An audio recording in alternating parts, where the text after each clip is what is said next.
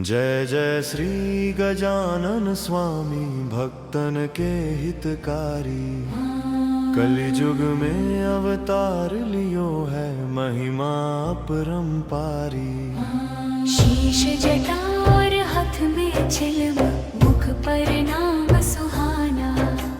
निर्गुण ब्रह्म रूप तुम्हारा, कोई न सका पहचाना। शेगांव की पावन धरती, हे अनंत कोटि ब्रह्मांड नायक महाराजाधिराज योगी राज परब्रह्म सच्चिदानंद भक्त प्रतिपालक शेगाव निवासी समर्थ सद्गुरु श्री गजानन महाराज यांचे पावन तीर्थस्थान म्हणून ओळखले जाते. डिस्टन्स टाइम म्हणून देश आहे छोटासा स्वित्झर्लंडजवळ. त्या लोकांनी बरोबर अगदी माझे विचार आणि त्यांचे विचार सेम होते. अगदी एक तर त्यांची पोहोच होती आणि त्यांची ओळख होती. त्याच्यामुळे त्यांनी UNO मध्ये जाऊन 21 जून म्हणून ध्यान दिवस घोषित केला, मेडिटेशन डे घोषित केला. आणि आम्ही आपलं बाहेर ओढलं बोलून काही नाही, चेंज करायला हो, बदलायला हो. हाथ जोड़ कर विनती करते हम बालक तेरे द्वारे। भक्ति और सद्बुद्धि देना।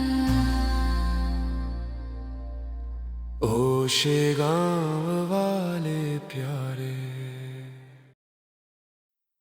गजानन महाराजांच्या जर्नी प्रार्थना करतो की आपलं ज्ञान, आपलं कार्य विश्वभर पसरवण्याचा अवसर मला दिला, त्याबद्दल मी आपला खूप आभारी आहे. फक्त आज एक इच्छा आहे, जे जगभर पसरलंय ज्ञान ते शेगाववासीयांनाही मिळो, ही आमची शुद्ध इच्छा आहे. आलेल्या सर्व पुण्यात्म्यांना माझा नमस्कार. आजच्या कार्यक्रमाची सुरुवात मुंबईतच झालेल्या एका घटनेने करत आहे. मी जेव्हा मुंबईला आलो ना, तेव्हा अगदी लहान लहान शिबिर व्हायचे. अगदी छोटे छोटे शिबिर, 8 लोकांचे शिबिर, 10 लोकांचे शिबिर, आणि ते 8-8 दिवस चालायचे. त्या शिबिरांमध्ये एक डॉक्टर यायचे. त्या डॉक्टरांनी ध्यान योगवर 30 वर्षापासून पुस्तकं लिहिली होती. आणि खूप विद्वान होते, खूप वयस्कर होते.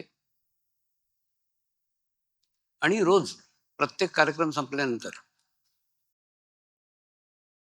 ते मला नेहमी प्रश्न विचारायचे, स्वामी आज तर तुम्ही हे बोलला होता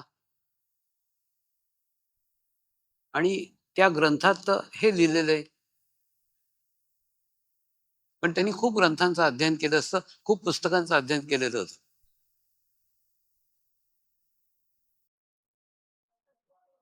असं रोज जवळजवळ रोजच व्हायचं. आणि एकही शिबिर मिस करत नव्हती. प्रत्येक शिबिरमध्ये यायचे, रोज काही ना काही तरी प्रश्न करायचे. आणि मी जे काही बोलायचो ते कोणत्या तरी ग्रंथाचा संदर्भ पाहिजे ते.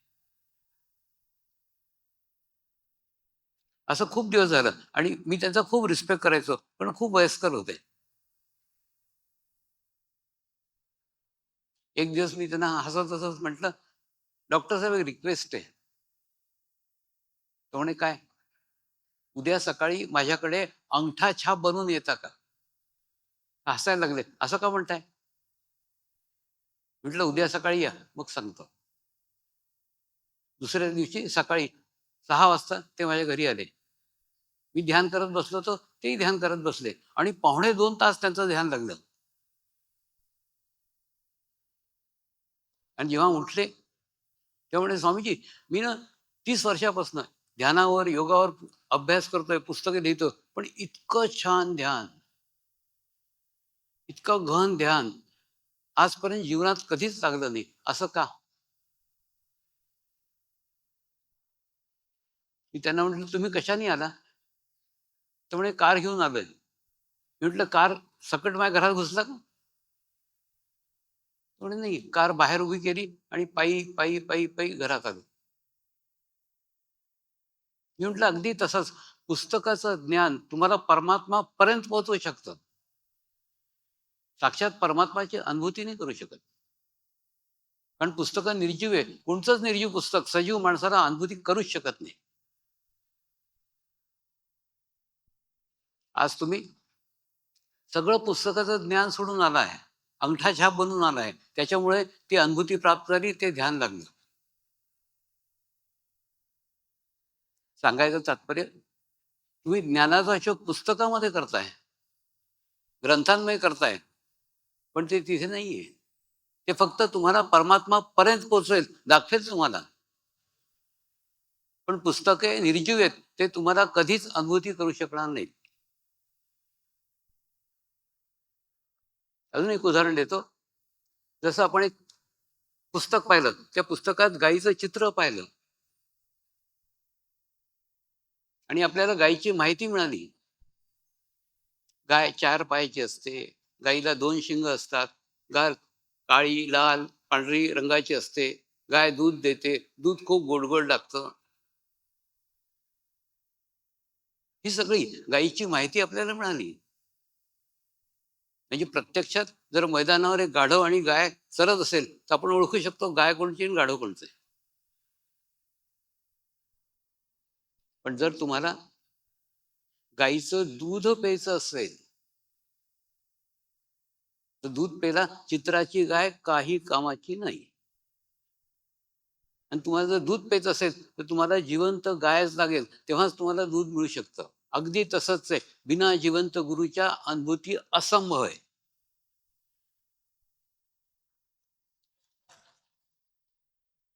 आता मी एक अक्षरी अभ्यास केलेला नाही, एक आध्यात्मिक पुस्तक एकही वाचलेलं नाही, काहीच नाही मला ज्ञान, काहीच नाही. अगदी कोरी पाटी आहे. तरी सुद्धा थिओसॉफिकल सोसायटी लंडनची मला दरवर्षी लेक्चरला बोलवते. दुसरं, त्यांची 3 मजली मोठी लायब्ररी आहे, म्हणजे अख्खी पुस्तकं कोळून पेले आहेत ते.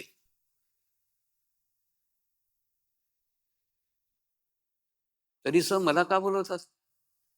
मी त्यांची गंमत करतो. मी म्हटलं, तुम्ही ना वर्षभर गाईचं चित्र पाहता, एक दिवस दूध पिता. अरे, तुम्ही 3 मजली पुस्तकं भरलेली आहेत, तुम्ही मला कशाला बोलवता? मी तर अंगठा छाप आहे, मी तर काही वाचलेलंच नाही पुस्तक. आत्ताच आहे ना, जून महिन्यामध्ये ऑक्सफर्ड, कॅम्ब्रिज, मिडलसेक्स 3-3 युनिव्हर्सिटीमध्ये लेक्चर द्यायला जायचं मला. आणि त्या युनिव्हर्सिटी आहेत, मी तर एकही पुस्तक अध्यात्माचं वाचलेलं नाही. फक्त माझ्याजवळ काय, महाराजांची कृपा आहे आणि अनुभूती आहे. त्या अनुभूतीमुळेच सगळे लोक जोडलेले आहेत. आणि दुसरं एक उदाहरण सांगतो तुम्हाला. कल्पना करा की तुमच्या बंगल्याच्या मागे एक शेत आहे आणि शेतकरी पटकन या गोष्टीला समजतील. त्या शेतकऱ्यांनी एका ठिकाणी, एका जागी, एका विशिष्ट जागी तो रोज खत टाकतो. तो शेतकरी एका विशिष्ट जागी रोज पाणी टाकतो. आणि तुम्ही नियमित आपल्या खिडकीतनं पाहत असता, रोज तो एक वेळ झाली की तो पाणी टाकतो, खत टाकतो, अगदी रेग्युलर टाकतो, रोज टाकतो. एक दिवस तुम्हाला जिज्ञासा झाली, तुम्ही त्याला विचारलं, अरे बाबा, अगदी नियमाने तू इथे रोज पाणी टाकतो, अगदी नियमाने तू इथे खत टाकतो का? त्या शेतकऱ्याने उत्तर दिलं, माझी इच्छा आहे इथे आंब्याचं खूप चांगलं झाड लागावं. आपण म्हणू, अरे वेड्या, आंब्याचं बीज नाहीये तर आंब्याचा वृक्ष कुठे उगेल? आंब्याचा वृक्ष उगवायला बी हवं ना आंब्याचं. पण हेच वेडेपण आपण अध्यात्मात नाही करतोय का? पोथ्या वाचतो, पुराण वाचतो, पूजा करतो, सगळं करतोय, पण बी कुठे? अध्यात्म असा मार्ग आहे ज्याच्यावर जोपर्यंत तुमच्याजवळ बी नाहीये तोपर्यंत तुम्हाला आध्यात्मिक प्रगती होऊच शकत नाही. त्या थिओसॉफीवाल्यांनी म्हटलं, तुमची पुस्तकं तुम्हाला फक्त परमात्मापर्यंत पोहोचवू शकते, परमात्माची अनुभूती नाही होऊ शकत. पण पुस्तके निर्जीव आहेत. आणि प्रगती अनुभूती नेहमी सजीव आहे. ती सजीव माणसाकडनंच होऊ शकते, पुस्तकांकडनं नाही. कोणत्याच निर्जीव वस्तूवरनं सजीवाला अनुभूती होऊच शकत नाही.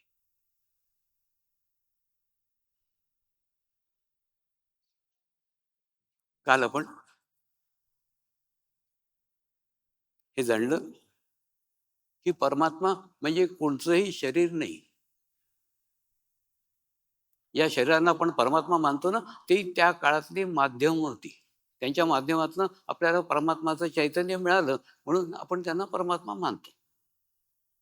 पण आजपर्यंत कोणीच म्हटलं नाही की मी परमात्मा आहे. कारण जे परमात्मामय झाले त्या सगळ्यांना माहिती आहे की आम्ही परमात्मामय, आम्ही परमात्मा नाही. तर परमात्मा म्हणजे एक विश्व चेतना शक्ती, जी कालही होती, जी आजही आहे आणि जी उद्याही राहणार आहे. ती विश्वचेतना शक्ती आणि ती प्रत्येकात आहे. तुमच्यामध्येही आहे, माझ्यामध्ये, सगळ्यामध्ये आहे. ती गेली तर आपण मुडदे केले आलो. फक्त तुमच्या आणि माझ्यामध्ये काय अंतर आहे? माझा त्याच्यावर पूर्ण विश्वास आहे आणि मला माहिती आहे की ती जागृत आहे. आणि तुमचा विश्वास नाहीये. विश्वास नाही म्हणून तुम्ही देवाला बाहेर शोधता. झालं.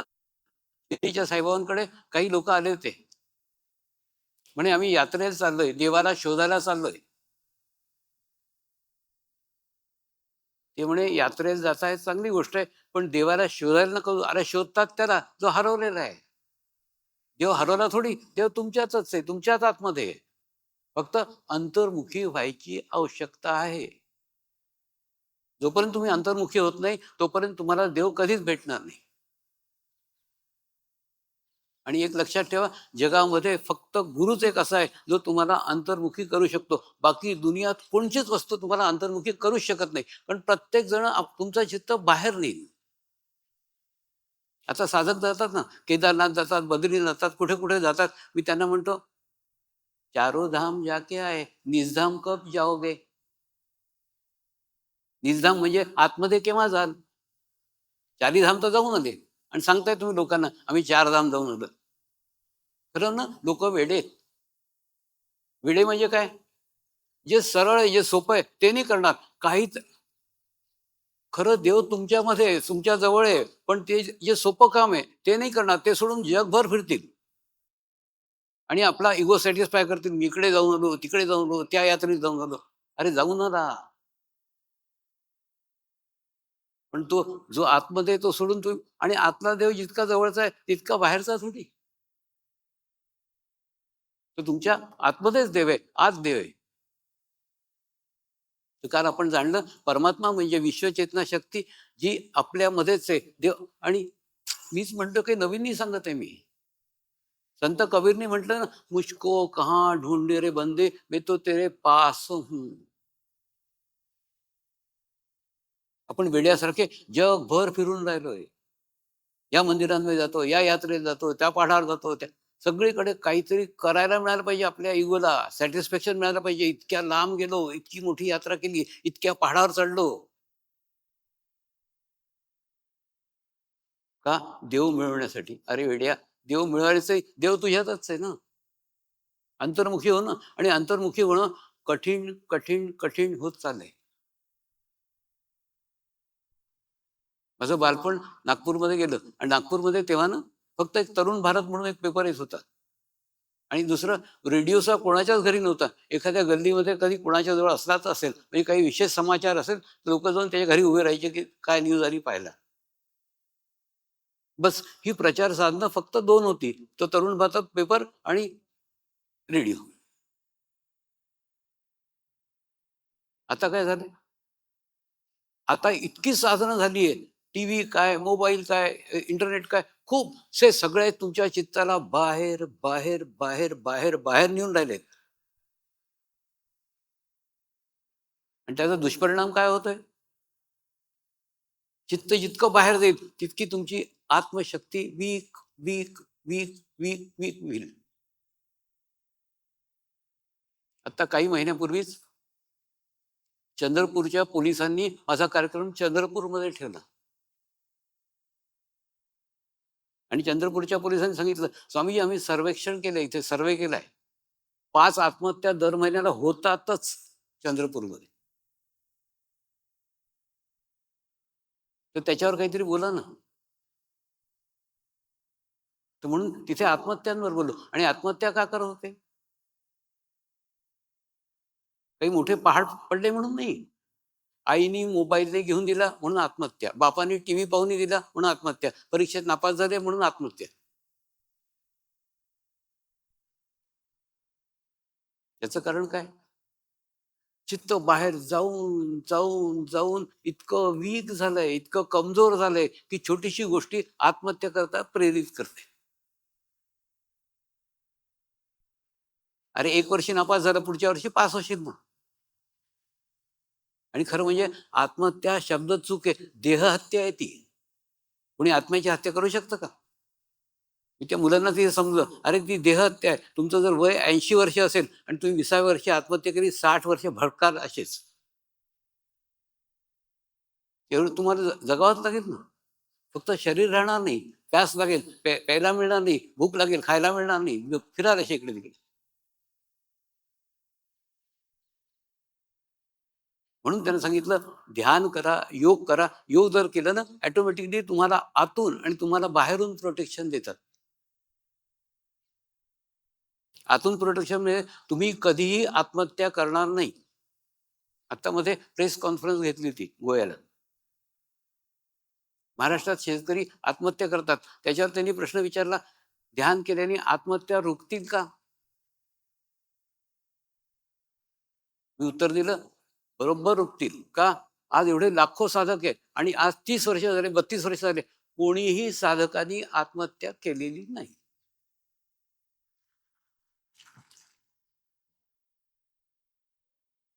कारण काय?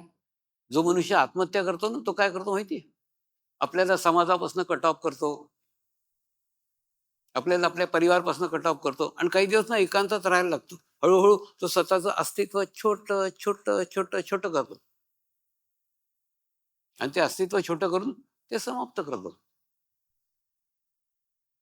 तर म्हणून जो ध्यान करतो तो कधीच आपलं अस्तित्व छोटं करू शकत नाही. त्याला माहितीये, मी स्वामीजींच्या समोर आहे आणि स्वामीजींच्या सोबत मी लाखो लोकांची सामूहिकता, लाखो लोकांची कनेक्टिव्हिटी आहे.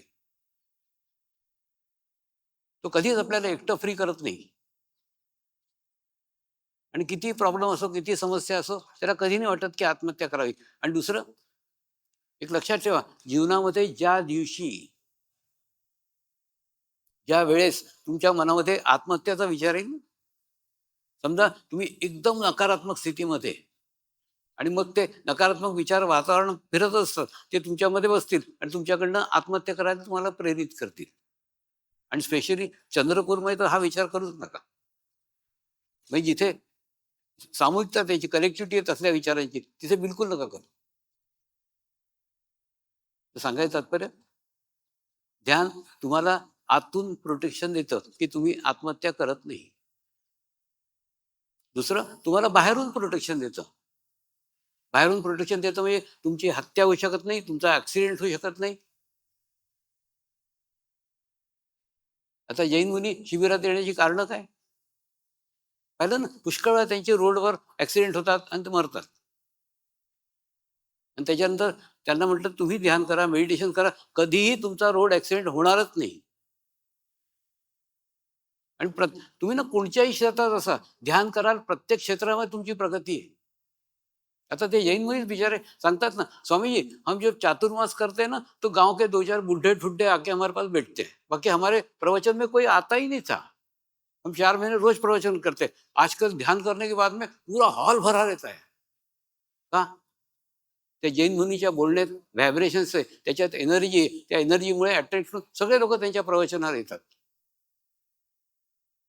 आता जसं आपण गोष्टी करतोय ना, अशाच गोष्टी एखाद्या जर्मन मनुष्य इथे बसला असता, त्याला मी समजावीन, अरे मी ना यांच्याशी मराठीमध्ये या भाषेत बोलतोय. आता हा मराठीचा कार्यक्रम पाहिला, ते फॉरेनर आलेले आहेत, त्यांना रठप हिंदीचं मराठीचं काही कळत नाही. ते म्हणाला, मग हिंदी कळत नाही, मराठी कळत नाही, आम्हाला काही फरकच पडत नाही. तर ते कशाला येतात? कधी विचार केलाय? ज्यांना ती भाषाही कळत नाही. आता सुद्धा हे लाईव्ह टेलिकास्ट जर्मन आश्रमात पाहायला जाऊ शकलंय, तिथे पाहतात आहेत लोक. काय पाहतात आहेत? पाहत नाहीये, गुरु पाहण्याच्या लायकच नसतो, पाहण्यासारखा नसतो, त्याचं पाहूच नका, ऐकू नका. तो आचार्य नाहीये, त्याचं आचरण सुद्धा पाहू नका. गुरुला अनुभव करा. ते काय करतात माहितीये, जसं मी मध्ये गॅप घेतोय, तुम्हाला कळत नाहीये, पण मी बोलता बोलता गॅप घेतोय, म्हणजे एक शब्द बोलतो, त्याच्यानंतर एक गॅप घेतो, आणि जी गॅप घेतो त्या गॅपमध्ये एनर्जी आहे, त्या गॅपमध्ये ऊर्जा आहे, आणि नंतर दुसरा शब्द बोलतो, तर ते दोन्ही शब्द ऐकतच नाही, ते gap to gap, gap to gap अशा उड्या मारतात. हे सगळं लक्ष त्या एनर्जीवर, सगळं लक्ष त्या ऊर्जेवर, शब्दांवर नाही. असंच एकदा रामकृष्ण मिशन मध्ये मला बोलवलं होतं लेक्चरला काय 8 दिवसाचं शिबिरच होतं, आणि शिबिराच्या समाप्तीवर त्यांनी सगळे, त्यांचं हॉस्पिटल होतं मोठं, सगळ्या हॉस्पिटलच्या डॉक्टरलाही त्यांनी बोलवलं होतं, ते होते त्याच्यात. तर डॉक्टरांनी प्रश्न केला, स्वामीजी तुम्ही इतक्या ठिकाणी जाता, इतक्या ठिकाणचं खाता, इतक्या ठिकाणचं पिता, तुम्हाला डायरिया नाही होत, तुम्हाला डिसेंट्री नाही होत? मी त्यांना उत्तर दिलं, डायरिया तर तुम्ही खूप जवळची गोष्ट करते, माझ्या कारचा कधी ऍक्सिडेंटही होत नाही.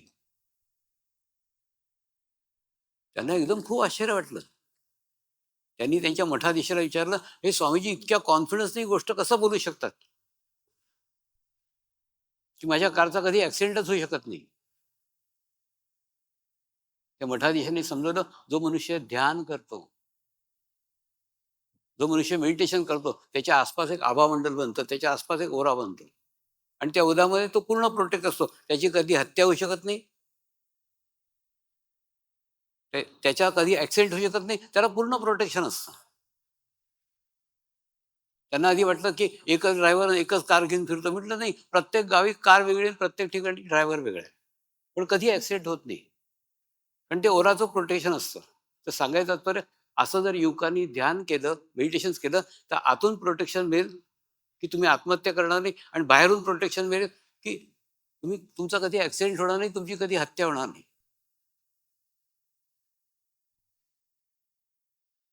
आजकाल आईबापांना काय काळजी? एकच काळजी आहे की माझा मुलगा वाईट संगतीत तर नाही राहणार, वाईट लोकांच्या बरोबर तर नाही राहणार, व्यसनात तर नाही राहणार. म्हणून आईबाबांना सांगू, तुम्ही त्याला इंजिनियर बनवू नका, तुम्ही त्याला डॉक्टर बनवू नका, तुम्ही फक्त त्याला योगी बनवा. योगी बनवल्यानंतर त्याच्या आसपास एक आभामंडल निर्माण होईल, त्याच्या आसपास एक ओरा निर्माण होईल, त्या निर्माणमध्ये वाईट लोक त्याच्या जवळ येणारच नाहीत.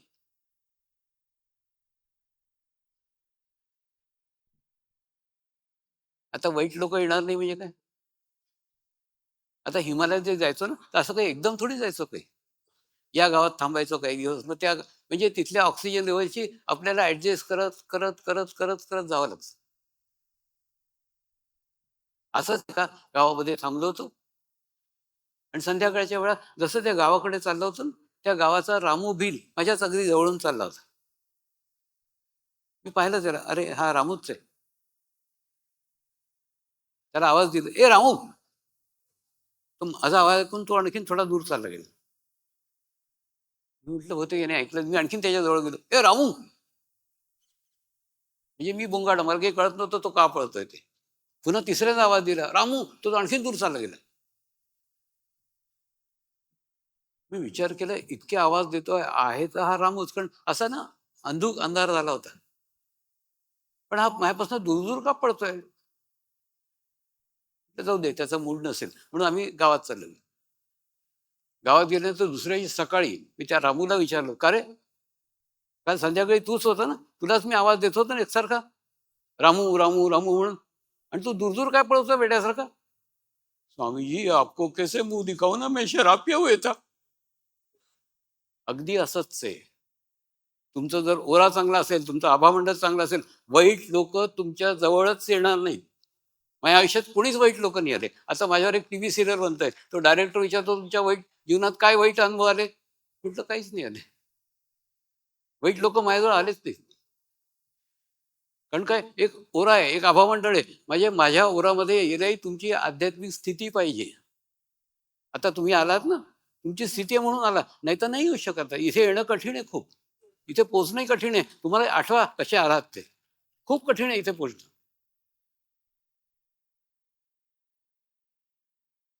तसं आता ओराचाच विषय निघालाय, तर थोडा सविस्तर समजवतो.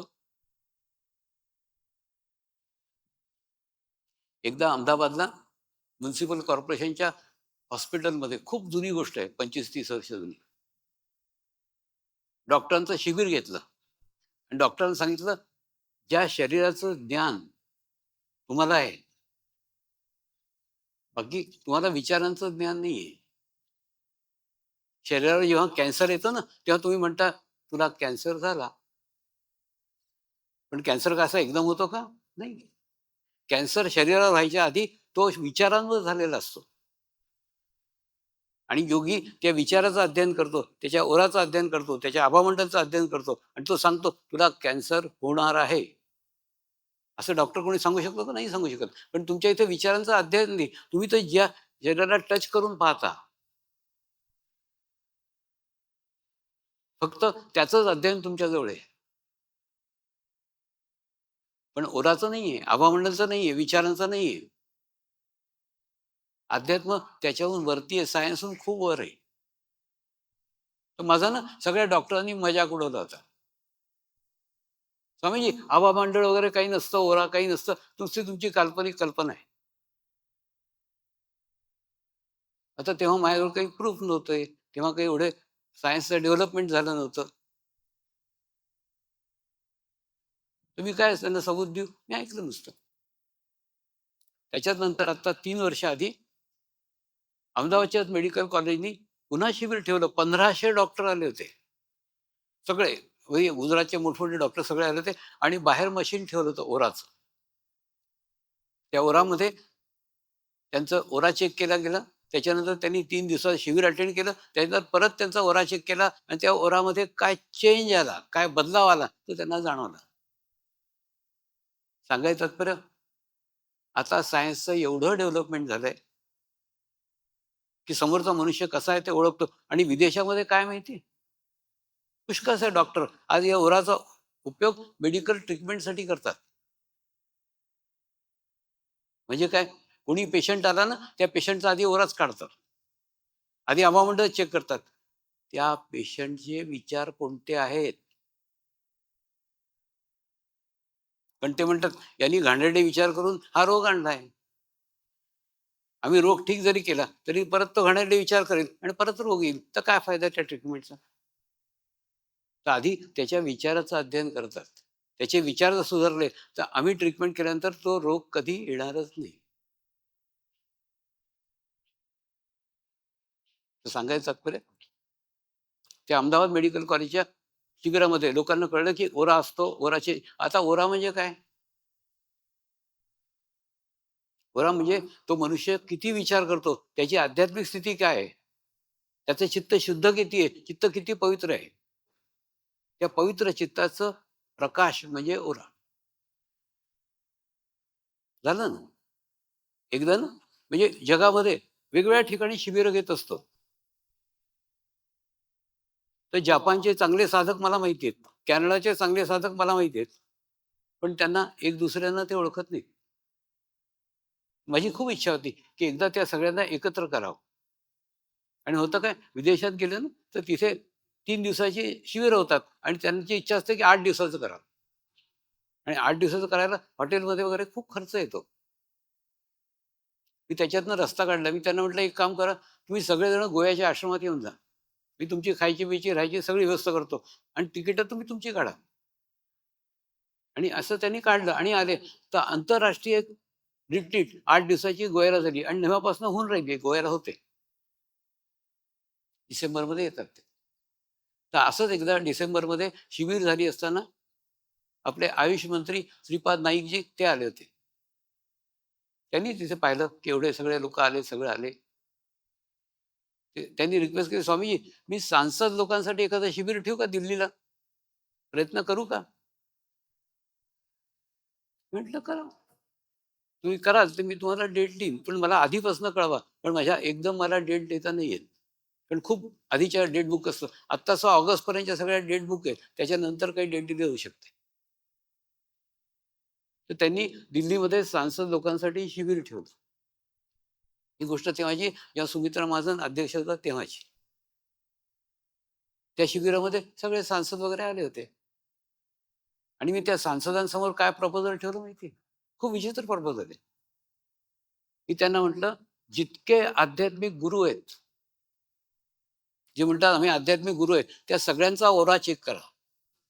त्या सगळ्यांचा आभामंडळ चेक करा. जर त्यांचा ओरा चांगला आहे, त्यांना लायसन्स द्या 5 वर्षासाठी आध्यात्मिक गुरु. जसं आपण ड्रायव्हिंग लायसन्स घेतो की नाही, तसं त्यांचं लायसन्स द्या त्यांना 5 वर्ष आध्यात्मिक सरकारी गुरु. आणि 5 वर्षानंतर परत त्यांचा ओरा चेक करा, आभामंडळ चेक करा. जर त्यांचा ओरा चांगला आहे, त्याला रिन्यू करून द्या. आणि ओरा चांगला नाहीये, तर त्यांना म्हणा तुम्ही घरी बसा. तुमचं सध्या आध्यात्मिक स्थिती खराब झाली आहे. त्याच्यामध्ये त्या गुरुचाही विचाराचा फायदा आहे. होतं काय माहिती, गुरु एकसारखे प्रोग्राम करता करता करता करता त्यांची स्थिती खराब होते. आणि त्यांचं साधना सोडून ते करायला लागतात. आणि मग त्यांची स्थिती पण त्यांची स्थिती खराब झाली हे त्यांना नाही कळत ना. पण असं ओराचं आपण केलं तर ऑटोमॅटिक त्यांना त्यांचं कळेल. म्हणजे हे गुरूंसाठी सुद्धा फायदेमंद आहे.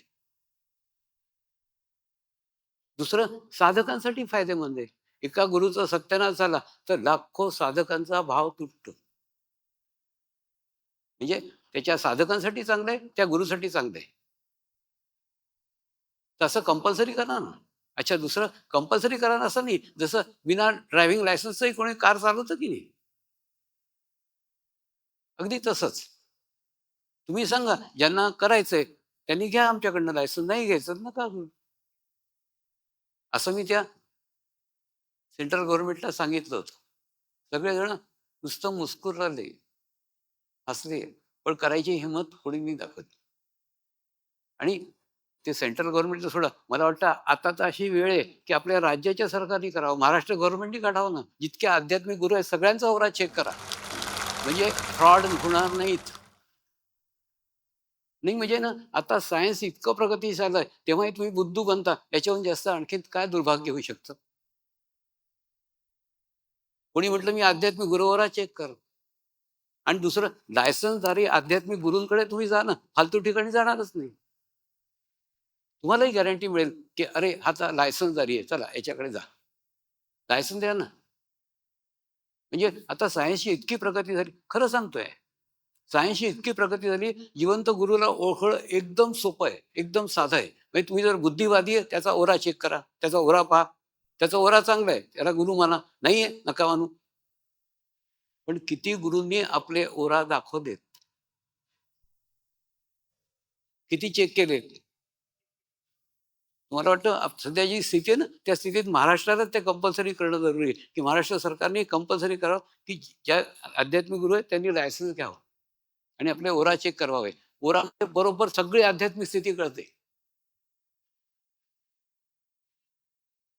दुसरं, पैसे नसतील तर उधार पैसे घेऊन तुम्ही त्याचं नाटक करू शकता की तुम्ही श्रीमंत आहे. आणि तुम्ही विद्वान नसले तरी पुस्तकं वाचून त्यांचे कोटेशन देऊन तुम्ही आपली विद्वत्ता प्रगट करू शकता. म्हणजे सगळ्या वस्तूंचं नाटक होऊ शकतं. अध्यात्मात नाटकाला जागा नाहीये. अध्यात्मात नाटक करूच शकत नाही. तुमच्यात नाहीये तर नाहीये.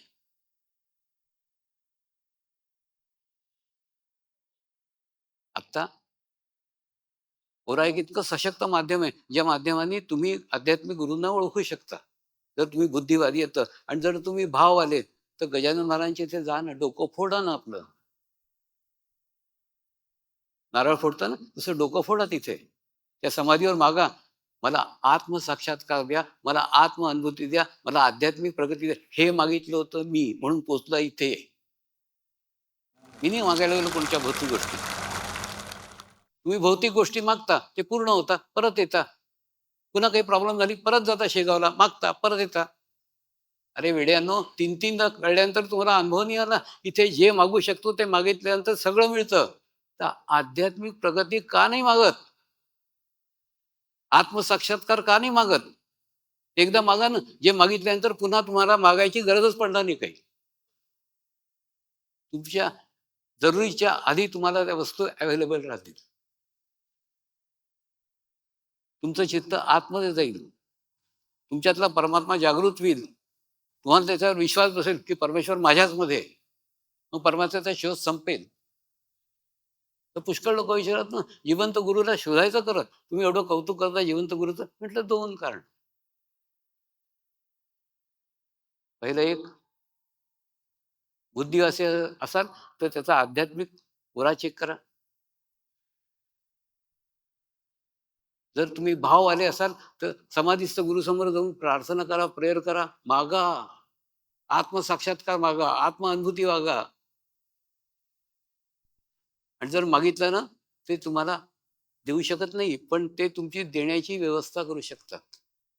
तुमचं खूप चुकीचं हे. गुरु म्हणजे कोणी शरीर आहे का? जसं देव म्हणजे शरीर नाही ना, देवत्व आहे. ते कालही होतं, आजही येईन, उद्याही राहणार. तसंच गुरुतत्व आहे. ते कालही होतं, आजही उद्याही राहणार आहे.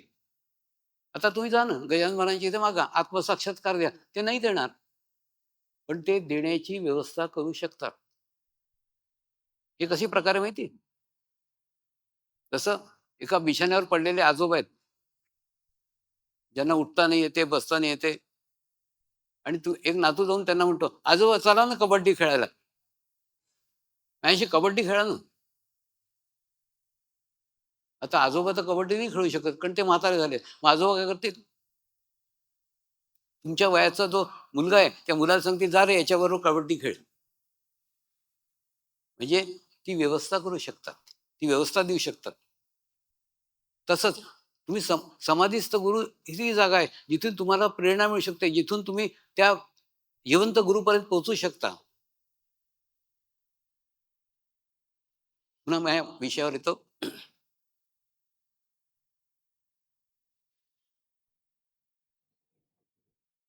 की जेव्हा त्या दिल्लीचं शिबिर झालं ना, सांसदांचं, तर त्यांनी काही नाही केलं, फक्त त्यांनी ऐकलं नुसतं.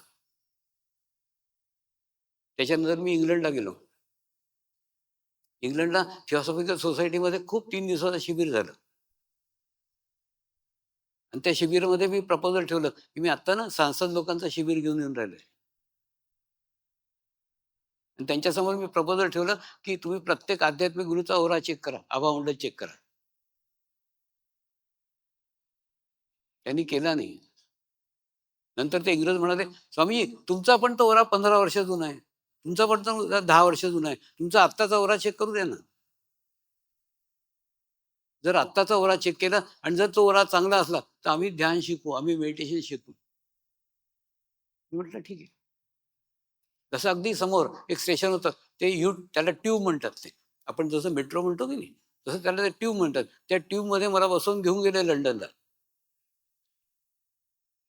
आणि लंडनला जिथे उतरलो ना, ते आश्चर्यचकित, माझ्या डोक्यावर 9 स्टेशन होती.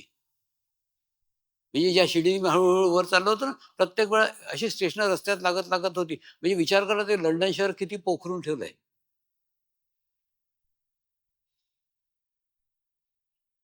आणि लंडन शहरात जिथे निघालो तिथे खूप मोठमोठ्या बँका होत्या, मोठमोठे कन्सल्टिंग रूम होते. तसंच एका डॉक्टरकडे मला घेऊन गेले, एका मशीनवर बसवलं. मशीनवर बसवल्यानंतर दोन्ही हात ठेवून असं ध्यान करत बसलो होतो. अर्धा तास बसलो होतो आणि अर्धा तास अनुभवत होतं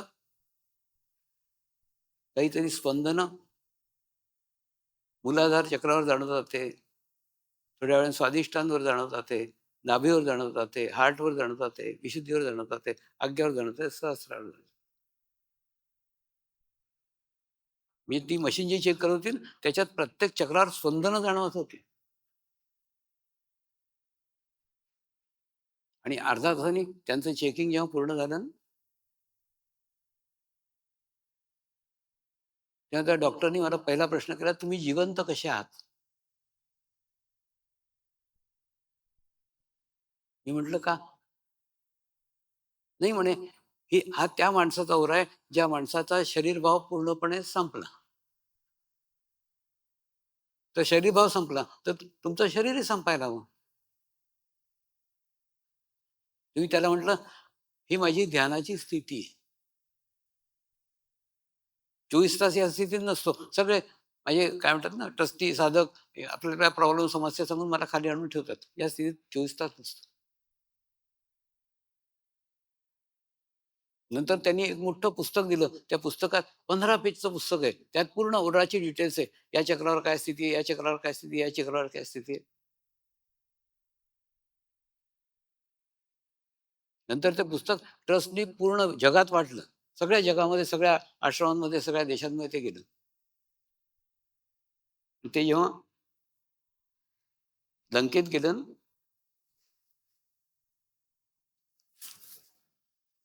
तेव्हा लंकेत खूप ठिकाणी गेलं. नंतर माझा लंकेचा जेव्हा दौरा झाला, तेव्हा तिथल्या बुद्ध मंदिराचे मेन बुद्ध मंदिर जे आहे तिथलं, त्याचे जे मेन प्रिस्ट आहे, ते घ्यायला मला दरवाजाशी आले. त्यामुळे स्वामीजी, तुमचा ओरा खूपच पवित्र आहे, खूपच शुद्ध आहे. आणि नंतर त्यांनी आपल्या सगळ्या बुद्ध साधूंना सांगितलं की यांचा ओरा चांगला आहे, यांचा पवित्र आहे, यांच्याकडनं शिका. तर खूप साऱ्या बुद्ध साधूंनी, माझे खूप कार्यक्रम झाले तिथे बुद्ध मंदिरांमध्ये, खूप बुद्ध साधूंनी शिकलं.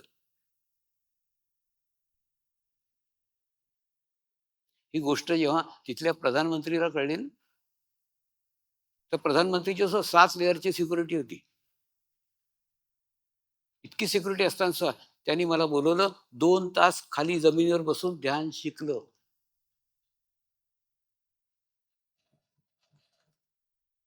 कोणी म्हणतं ना मला वेळ नाही, मी म्हणतो तू त्या प्रधानमंत्रीहून मोठा आहे का? तो जर वेळ काढू शकतो, आपल्या वेळात वेळ काढून, तू नाही काढू शकत. म्हणजे तुला त्याचं किंमत नाहीये, तुला त्याचे ज्ञान नाहीये, तुला त्याची जाणीव नाहीये.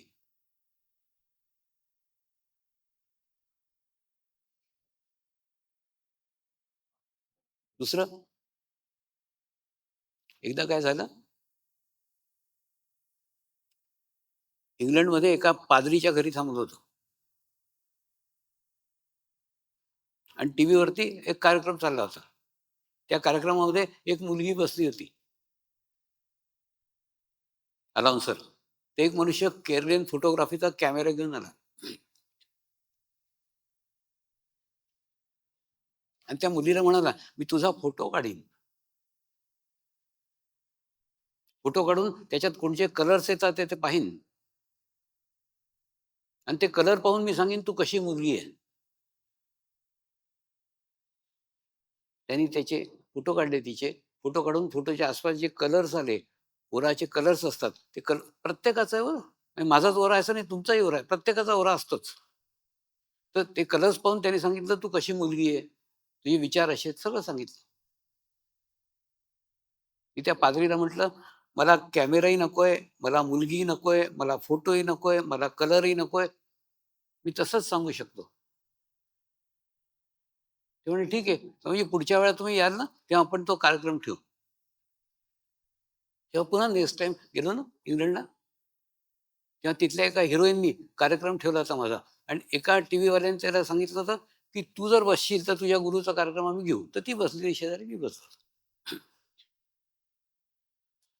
आणि अनवर राजा म्हणून त्याचा अनाउन्समेंट केला होता. त्यांनी आपल्या माईकवर अनाउन्समेंट केलं, भारत से महान ज्योतिषाचार्य आए हुए, आप आपका नाम भी मत बताओ, आपके बारे में सब कुछ बता देते. पण जेव्हा माझ्या हातात माईक आला ना, तेव्हा मी त्याला म्हटलं, मी ज्योतिषाचार्य नाहीये. जो मनुष्य, आणि लोक प्रश्न काय विचारायचे म्हणजे काही काही प्रश्न नाही, एकच प्रश्न विचारते, स्वामीजी कृपया मार्गदर्शन कीजिए. आणि कुठून जगाजगातनं कुठून कुठून करायचे माहित नाही, पण म्हणजे ना फक्त एवढंच विचारायचे. बस तेवढ्यावरनं मी त्यांचा उरा चेक करायचो, त्यांचं हवामंडल चेक करायचो, त्यांची स्थिती चेक करायचो, त्यांच्या प्रॉब्लेम चेक करायचो, त्याचं निदान सांगायचं. त्याला खूप आश्चर्य झालं, अरे नुसतं नाव सुद्धा नका सांगू तुम्ही, तुमचं काहीच नका सांगू, तरी तुमच्याबद्दल सगळी माहिती ते देऊ शकतात. म्हणून त्यांनी म्हटलं, महान ज्योतिषाचार्य आहे, नाम भी मत बताओ, तुम्ही सब बता दे. माझ्या हातात जेव्हा माईक आला, माझी जेव्हा बोलायची वेळ आली, तेव्हा त्यांना म्हटलं, मी ज्योतिषाचार्य नाहीये, मला ज्योतिषाचं काहीच ज्ञान नाही. फक्त प्रत्येक व्यक्तीचा ओरा वेगळा वेगळा आहे, प्रत्येक व्यक्तीचे विचार वेगवेगळे. दोन भावांचे सुद्धा विचार वेगळे, दोन भावांचा सुद्धा ओरा वेगळा, बापाचा वेगळा, मुलाचा वेगळा, सगळं वेगळं. तो जो मनुष्य विचारतो ना, त्याचा ओरा चेक करतो आणि त्या ओरामुळे सगळं कळतं. हे कसं आहे? आता तुम्हाला समजायला समजवतो. जसं प्रत्येक आपल्या आजकाल नाहीये, पण पहिले नाही अंगठा लावायचा जमिनीच्या कागदात झाले, काही काही झालं अंगठा. का? किती आश्चर्य आहे ना? जगात इतकी माणसं आहेत, कोणत्याही माणसाचा अंगठा कोणत्याही माणसाशी मॅच करत नाही. जसं अंगठा मॅच करत नाही ना, तसंच ओराही मॅच करत नाही. सेम अगदी तसंच आहे. मी त्यांना सांगितलं, की जसा अंगठा मॅच करत नाही, तसा ओरा मॅच करत नाही. तर मग प्रत्येक मनुष्य या जगामध्ये युनिक आहे. आणि आपण वेड्यासारखी कोणाशी तरी बरोबरी करत असतो. आपणही मुलांची करतो, "अरे शर्माजी का लडका तो इतने नंबर लाया, तेरा इतने." अरे कसल्या नंबर कसलं काय? म्हणजे प्रत्येक मनुष्य या जगामध्ये युनिक आहे. म्हणून तुम्ही स्वतःला विशिष्ट साबित करायचा प्रयत्न करू नका. तुम्ही सगळे सामान्य आहात, सगळे सारखे आहात, सगळे एकसारखे आहात.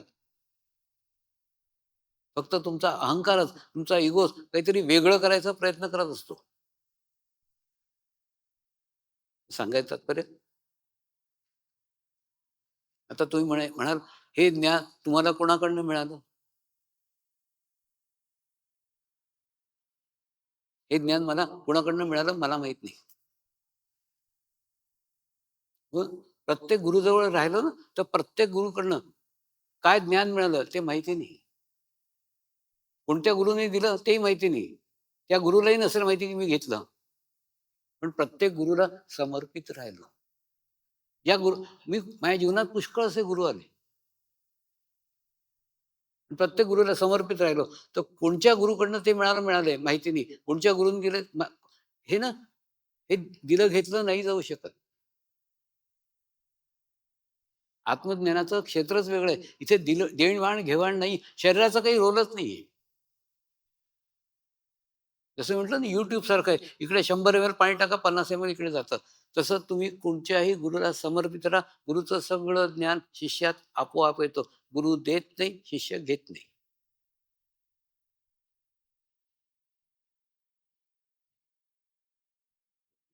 तर सांगायचं तात्पर्य, एकाच स्थानावर बसून जगातल्या कोणत्याही माणसाच्या बद्दल संपूर्ण माहिती मिळवणं, हे ज्ञान योगामुळे मिळाले. योगाचं क्षेत्र खूप विशाल आहे, खूप मोठं आहे. आणि मागच्या 8 वर्षापासून आपण त्याला फक्त योगासनापर्यंत सीमित करून ठेवलं होतं. मला खूप दुःख व्हायचं ज्या दिवशी तो योगा डे व्हायचा ना, म्हणायचे योगा डे. खरं म्हणजे तो योगासन डे असला पाहिजे. आणि आपण लहानपणी नाही पीटी करायचो. आसनं तर सोडा, लोकं टीव्हीवर चक्क पीटी करून दाखवायचे. जसं लहानपणी नाही शाळेत पीटी करायचो तसं. योगचा संबंध आपल्या चित्ताशी आहे. योगासनाचा संबंध तुमच्या शरीराशी आहे. योगासन योग नाहीये. हे मी 8 वर्षापासून बोंबलत फिरतोय जगात. पण फिरतोय ती चूक जागा होती. तिथून काही चेंज होणार नव्हतं. किती लोकांमध्ये जागरण केलं तरी जागरण आहे, पण तिथून चेंज नाही होऊ शकत, काही बदलाव नाही होऊ शकत.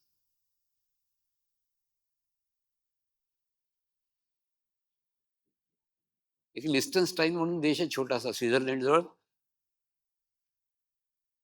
त्या लोकांनी बरोबर अगदी माझे विचार आणि त्यांचे विचार सेम होते अगदी.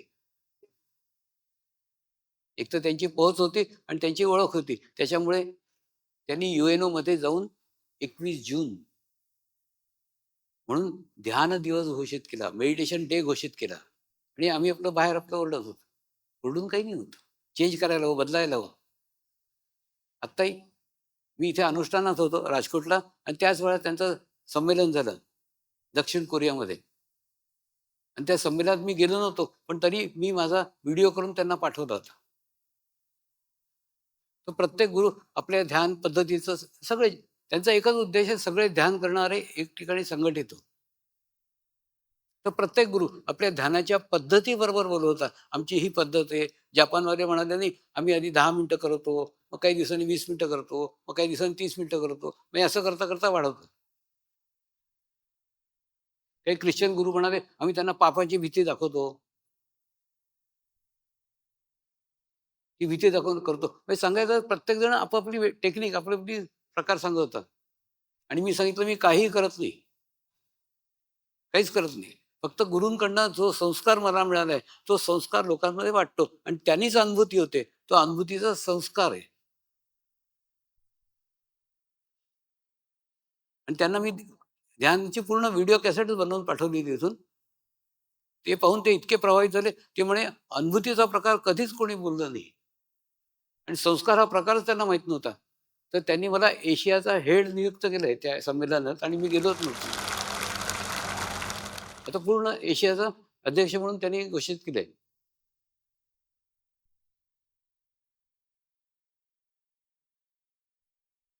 सांगायचं तात्पर्य, योगाचं क्षेत्र खूप मोठं आहे. जितकं तुम्ही काम कराल तेवढं आहे. पण आपण ना योगासनं घेऊन बसलो होतो. आता तुम्हाला एकदम एक तर मी ना काही पुस्तकं काही वाचलेली नाहीत. कोणचीच नाही. योगाची नाही, ध्यान काहीच नाही. फक्त जिवंत अनुभव आहे, जिवंत पुस्तकं आहेत माझ्याजवळ अशी मस्त थप्पेच्या थप्पे. त्याच्यातनं एक पुस्तक काढून तुम्हाला वाचून दाखवतो. मी जेव्हा पहिल्यांदा ऑस्ट्रेलिया गेलो, तेव्हा ऑस्ट्रेलियाच्या कार्यक्रमामध्ये म्हणजे मला काय समजवायचंय तुम्हाला या उदाहरणानं सगळं समजून जाईल. ते शिबिर होतं 3 दिवसाचं. आणि त्या शिबिरामध्ये 5 प्रसिद्ध योगा टीचर आलेले होते. 5 प्रसिद्ध योगा टीचर. आणि सगळ्यांनी ओळख करून दिली, की आमच्या ऑस्ट्रेलियाच्या प्रसिद्ध योगा टीचर आहे. आणि जसे बाहुल्या एका फॅक्टरीतनं खटखट खटखट खटखट काढावे ना, तसं सुंदर सुडोल शरीर होती सगळ्यांची छान. ती मी पाहिली आणि त्याच्यानंतर मला थोडं दुःख झालं. जितकी शरीर सुंदर सुडोल होती, तितकंच वीक, तितकंच कमजोर त्यांची चित्त होती. एकदम चित्त सगळी कमजोर, कमजोर, कमजोर, कमजोर. एकदम थोडा मला झटका लागला. या योगा टीचर यांचं चित्त इतकं वीक का? चित्त इतकं कमजोर का? काही कळलं नाही तेव्हा. मग घरी गेलो. तिथे मला थांबवलं, तिथे गेलो आणि रात्री काय माहिती का? असं झोपता झोपता एकदम अचानक उठून बसलो. माझ्या लहानपणीची गोष्ट मला आठवली. माझ्या लहानपणी माझ्या आजीच्या समोर एखादी तरुण मुलगी खूप वेळ आरसा पाहत राहिली ना, तर आजी जोरात खेचकायची. "असं आरसा नको बघ, आरसा नको बघ."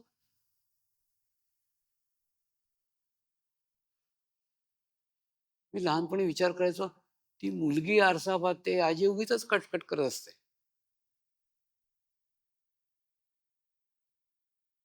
पण त्या दिवशी ऑस्ट्रेलियामध्ये मुलीला ती का रागवत होती त्याचा अर्थ कळला.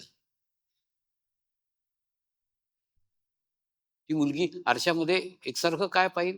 आपलं शरीर पाहिल, अंग प्रत्यंग पाहिल. आणि सगळं शरीरच नाशवान आहे. तुमचं चित्त जितकं शरीरावर जाईल, तितका चित्ताचा नाश होईल. म्हणून त्या मुलीला ती रागवायची, की एकसारखं आरशात पाहूनही पहा म्हातारी माणसं आपल्याला रागवतात. एकसारखा आरसा नको पाहत जाऊ. एकसारखा आपल्याला वाटतं काय पाहू? अरे बाबा, हे सगळं शरीर नाशवान आहे. आणि या नाशवान शरीरावर तुम्ही जितकं चित्त टाकाल, तितकं आरशात पाहाल, तितकं चित्ताचा नाश होईल. सिंपलच आहे. दुसऱ्या दिवशी परत त्या आल्या सगळ्या शिबिरात. त्यांना म्हटलं, तुम्ही फिगर बनवायला गेला ना? म्हणे, हो स्वामीजी, आमचं अध्यात्माचं काही घेणं देणं नाही. आम्ही ते फिगर बनवायला या मार्गात आलो. मी म्हटलं, फिगर बनली, पण चित्ताचा सत्यानाश झाला त्याचं काय? हा स्वामीजी, हुआ तो अब क्या करे. मी म्हटलं, तुम्ही तुमचं चित्त तिथे टाकलं जे नाशवान आहे. शरीर नाशवान आहे. त्या नाशवान शरीरावर चित्त टाकलं म्हणून चित्ताचा नाश झाला. आता अशा ठिकाणी चित्त टाका जे नाशवान नाहीये. तर लोकांनी वेडं म्हटलं तरी चालेल, 1 तास रोज आकाश पहा.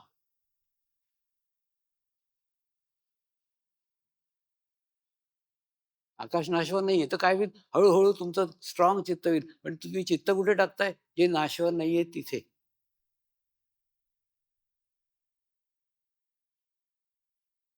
त्या आकाशावरनं आठवलं?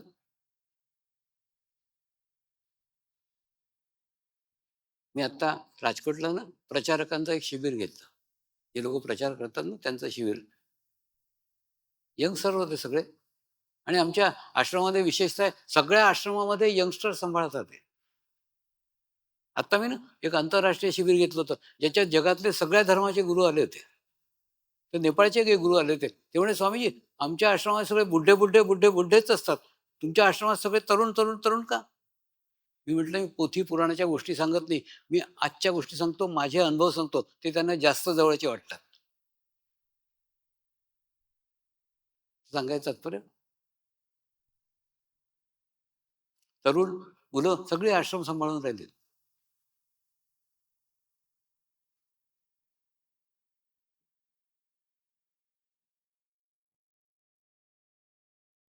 तर तुम्ही तुमचं चित्त जितकं नाशवान वस्तूला टाकाल, तितकं तो नाश होईल. ते त्या प्रचारकांच्या शिबिरामध्ये मी एकसारखं ना साक्षीभावावर बोलत असतो. त्यांनी म्हटलं, "स्वामीजी, साक्षीभाव आणायचा कुठून?" तर त्यांना जी ट्रिक सांगितली, त्यांना जी माहिती सांगितली, ती आज तुम्हाला सांगतोय. तुम्ही प्रयोग करून पहा. 3 जागा आहेत. एखाद्या बस स्टँडवर जाऊन बसा. तुमच्या गावाच्या नाही. पण तुमच्या गावाच्या जाऊन बसाल तर तुमच्या 4 ओळखीचे लोकं तिथे भेटतील आणि ते येऊन तुम्हाला डिस्टर्ब करतील. त्याने कुठच्यातरी दुसऱ्या गावात जा आणि ते नुसतं बस स्टँडवर बसले राहायचे. ही बस येते, जाते, चालली आहे, पहा. हे लोकं धावतात ते मजूर चढवतात ते सामानवरती सामान. सगळं नुसतं नुसतं 1 तासभर पाहतच बसायचं. नुसतं पाहत त्या बस स्टँडवर काय धंदे चाललेत. फक्त तिथे तुमच्या ओळखीचं कोणी भेटलं नाही पाहिजे. तेव्हा पाहता ना एक भाव येतो. ही जगामध्ये किती धावपळ चालली आहे ना. कसे लोक धावतात आहे, कसे पळतात. मी किती छान आहे, मी किती स्वस्थ आहे, मी किती शांत आहे, मी किती अलिप्त आहे. हा एक प्रयोग आहे. दुसरा प्रयोग रेल्वे स्टेशनवर जाऊन बसा एखाद्या. पण फक्त कंडिशन एकच आहे, अशा ठिकाणी बसा जिथे तुम्हाला ओळखणारं कोणी नाही. नाहीतर एखादे राम पाटील झालं. आता तर तो आता हा कोण आहे, हा कुठला आहे, काय 4 गोष्टी तुमच्या सुरू होतील आणि तुमचं लक्ष भंग होईल. एखाद्या रेल्वे स्टेशनवर जाऊन बसा ना. कशा रेल्वे येतात आहेत, कशा जातात आहेत, कशा पॅसेंजर येतात आहेत, कशा लोकल येतात आहे, कसे लोक धावतात आहे, कशा गाडीत म्हणजे सगळं जग धावतंय. मी शांत आहे, मी अलिप्त आहे, माझा याच्याशी काहीच संबंध नाही. असं जेव्हा कराल ना, तर हळूहळू तुम्ही अंतर्मुखी व्हायला लागल. तुमच्या साक्षीभावात येईल. तिसरं अजून एक आहे, आकाशाकडे पहा ना. त्या रेल्वे स्टेशनवर, बस स्टँडवर नाही जाताल, एखाद्या गच्चीवर बसून आकाशाकडे पाहत जा वेड्याचं. हे पक्षी आले, गेले, ते पक्षी आले, गेले. म्हणजे सगळ्या जगाच्या उलाढाली चालल्या आहेत. तुम्ही त्याच्यात इन्व्हॉल्व नाहीये. तुम्ही अलिप्त आहात. हेच हळूहळू तुम्हाला साक्षीभाव निर्माण करतं आणि नंतर हाच प्रयोग मला विचारांवरही करता येईल. जेव्हा ध्यान करायला बसाल तेव्हा खूप विचार येतील. विचार येतात आहेत, जातात आहेत, येतात आहेत, जातात आहेत. नुसतं विचार तुम्ही पाहताय. जसं बस पाहत होते, जसं रेल्वे पाहत होते, तसे आम्हार पाहत होते, तसे लोक पाहत होते. म्हणजे तुम्हाला ना अलिप्त होऊन पाहायची सवय लागेल. आता ती सवय नाही. आता कोणत्याही विचाराला लगेच तुम्ही इथे विचार करायला. तिथे प्रत्येक ट्रेन दिसले, प्रत्येक ट्रेनमध्ये बसवता का नाही? नुसती ट्रेन पाहत होता. प्रत्येक बसमध्ये बसवता का नाही? बस पाहत होता. तुम्ही अभ्यास करून पहा. त्यांनी तुम्हाला विचारांवर सुद्धा कंट्रोल करायला येईल. विचार येतात ते, पाहतात ते. त्या विचाराशी तुम्ही जुळत नाही. मी कालचाच विषय पुढे आणतो. काल आपण शिकलो परमात्मा म्हणजे विश्वचेतना शक्ती. आज आपण जाणू धर्म म्हणजे काय. आपला धर्म म्हणजे काय ज्ञान आहे? हिंदू धर्म, मुस्लिम धर्म, ख्रिश्चन धर्म, सिख धर्म, हे धर्म. आपण यांना धर्म समजतो. खरं हे धर्म आहेत का? या उपासना पद्धती आहेत. प्रत्येकची उपासना करायची पद्धत वेगळी आहे. ते धर्म नाही आहेत. तर तुमचा धर्म होऊ शकतो, तुमची उपासना पद्धती वेगळी असेल, माझी वेगळी असेल, पण आपल्या दोघांचा धर्म एक आहे. आपण मनुष्य आहे. तर मनुष्य धर्मच आपला धर्म आहे. दुसरं, आजकाल काही वेळे धर्म परिवर्तन करतात, त्यांनी काही होत नाही. जसं एका माणसाला खूप पोटात दुखून राहिले, खूप पोटात कळा येतात ते, त्याचे पांढरे कपडे काढून तुम्ही हिरवे कपडे घाला, पोटदुखी बंद होईल का? नाही. हिरवे कपडे घालून पिवळे कपडे घाला, पोटदुखी बंद होईल का? नाही. म्हणजे वरचे तुम्ही किती कपडे बदलले तरी पोटदुखी बंद होणार नाही.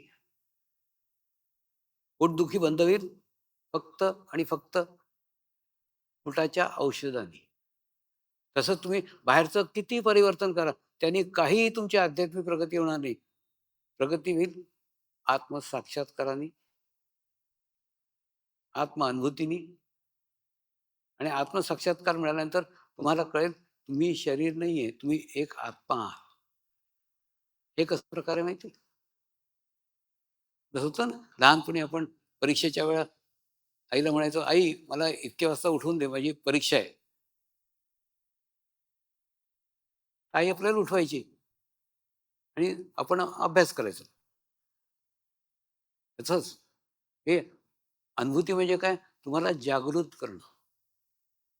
जागृत करणं म्हणजे तुम्ही झोपलेले आहात का? कारण तुमची काय कल्पना आहे? देव बाहेर आहे. ती धारणा तुटून देव आतमध्ये आहे. ते तुम्हाला जाणीव होईल, त्याची अनुभूती होईल. आणि अनुभूती झाल्यानंतर तुमचा तो शोध संपेल. दुसरं, परमात्मा म्हणजे एक स्थान आहे, ती जागा आहे. आणि त्या जागेत पोचायच्या वेगवेगळ्या शिड्या आहेत. सिख धर्म, ख्रिश्चन धर्म, मुस्लिम धर्म, हिंदू धर्म, या सगळ्या शिड्या आहेत. त्या शिड्यांवरनं हळूहळू हळूहळू करता करता इथे पोचतो. आणि इथे पोचल्यानंतर त्या शिड्यांचं काहीच महत्व राहत नाही. जसं आहे ना, आपण जर गोव्याला जायला निघालो, काही लोक बसने गेले, काही लोक ट्रेननी गेले, काही लोक विमानाने गेले, काही लोक बोटीने गेले. निरनिराळ्या वाहनाने गोव्याला पोहोचलो आणि गोव्याला पोहोचल्यानंतर तुम्ही कसे आला मी कसे आले याला काही महत्व आहे का? काहीच महत्व नाही. पोहोचले, संपलं ना. हं, तुम्ही मूर्खासारखं रत्नागिरीला बसाल आणि म्हणाल हेच गोवा आहे, हेच गोवा आहे, हेच गोवा आहे. हे तुमची कल्पना. रत्नागिरी म्हणजे गोवा आहे का? नाही. पण तुम्ही वेड्यासारखे रत्नागिरीत बसलाय आणि म्हणतात आम्ही गोवा पोहोचलो, आम्ही गोवा पोहोचलो, आम्ही गोवा पोहोचलो.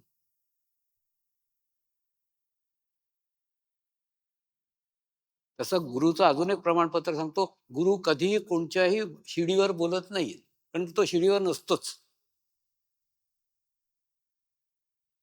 आणि जो इथे पोहोचलाय ना, तो कधी शिडीच्या गोष्टीच करणार नाही. आणि जो शिडीच्या गोष्टी करतोय, जो धर्म विशेषवर बोलतोय, तो शिडीवर बसलेला आहे, तो पोहोचलेला नाही. आणि जो इथे पोहोचलाय तो शिडीच्या गोष्टीच करत नाही. तो एकच म्हणतो, परमात्मा एक आहे, मालिक एक आहे, एकच परमात्मा, एकच परमेश्वर. हे गुरुला ओळखायचं एक प्रमाण. एक पहिली गोष्ट, तो कोणत्या धर्मावर बोलणार नाही. त्याचं ज्ञान निशुल्क असेल. आता हे सगळं जे पसरलंय ना जगभर, हे निशुल्क आहे म्हणून. आणि निशुल्क कल्पना आपल्या भारतात आहे, विदेशमध्ये नाही. पण विदेशमध्ये सगळीकडे निशुल्क आहे. कोणत्याच देशामध्ये हे शिकवायला चार्ज केला जात नाही. एक तर निशुल्क आहे आणि दुसरं याच्यात काहीही उपदेश नाही. म्हणून फॉरेनर इतके खुश होतात. काहीच नियम नाही, काहीच नाही. आणि होतं काय, गंमत म्हणून सांगतो. जसं ना जसं ही चौकट आहे, हं, या चौकटीमध्ये जोपर्यंत गुरु जिवंत आहे तोपर्यंत ही दिशा उडी आहे, ही दिशा उडी आहे, ही दिशा उडी, सगळ्या दिशा उघड्या आहेत. आणि लोक ऍड होऊन राहिलेत. दरवर्षी लाखो लोक ऍड होतात आहे. केव्हा? जेव्हा गुरु जिवंत आहेत तोपर्यंत. आणि जिवंत गुरु मेल्यानंतर काय होतं माहिती आहे? त्याचे ट्रस्टी, त्याचे पदाधिकारी त्याच्या आसपासनं एक भिंत बांधतात अशी. चारीकडनं अशी बॉर्डर. चारीकडनं बॉर्डर बनतात का? जे 5 लाख साधक आहे ते पळून न जावं. ते कमी नाही झाले पाहिजेत म्हणून त्यांना पकडून ठेवतात. खरंय. ते 5 लाख कमी नाही होणार, पण 5 लाख पण नाही होणार. पण येणारच नाही ना. दारच बंद करून टाकलं, तुम्ही पळणार नाही, पण बाहेरून कोणी येणार नाही. तर दरवाजे ओपन असले पाहिजे. खूप इतके नियम बनवतात, इतके नियम बनवतात. सगळे नियम त्यांच्या काळात नसतात. त्यांच्या नंतर बनतात आणि नियमाचा एकच उद्देश, कोणी पळून नाही गेलं पाहिजे. कोणी कमी नाही झालं पाहिजे. आणि गुरुच्या राज्यात कधी हा बिझनेस नसतोच, की आणि काही इच्छाच नसते, काही प्रयत्नच नसतात, काही प्रयासच नसतात, की थांबा, आले तर आले, झाले तर गेले. आता किती लाखो लोक येऊन गेलेत. 30 वर्षामध्ये विचार करा, 32 वर्ष झाली. 32 वर्षात लाखो लोकांनी शिकले. ध्यान करतात ते, नाही करतात ते. ही सगळी गुरुकृपा आहे.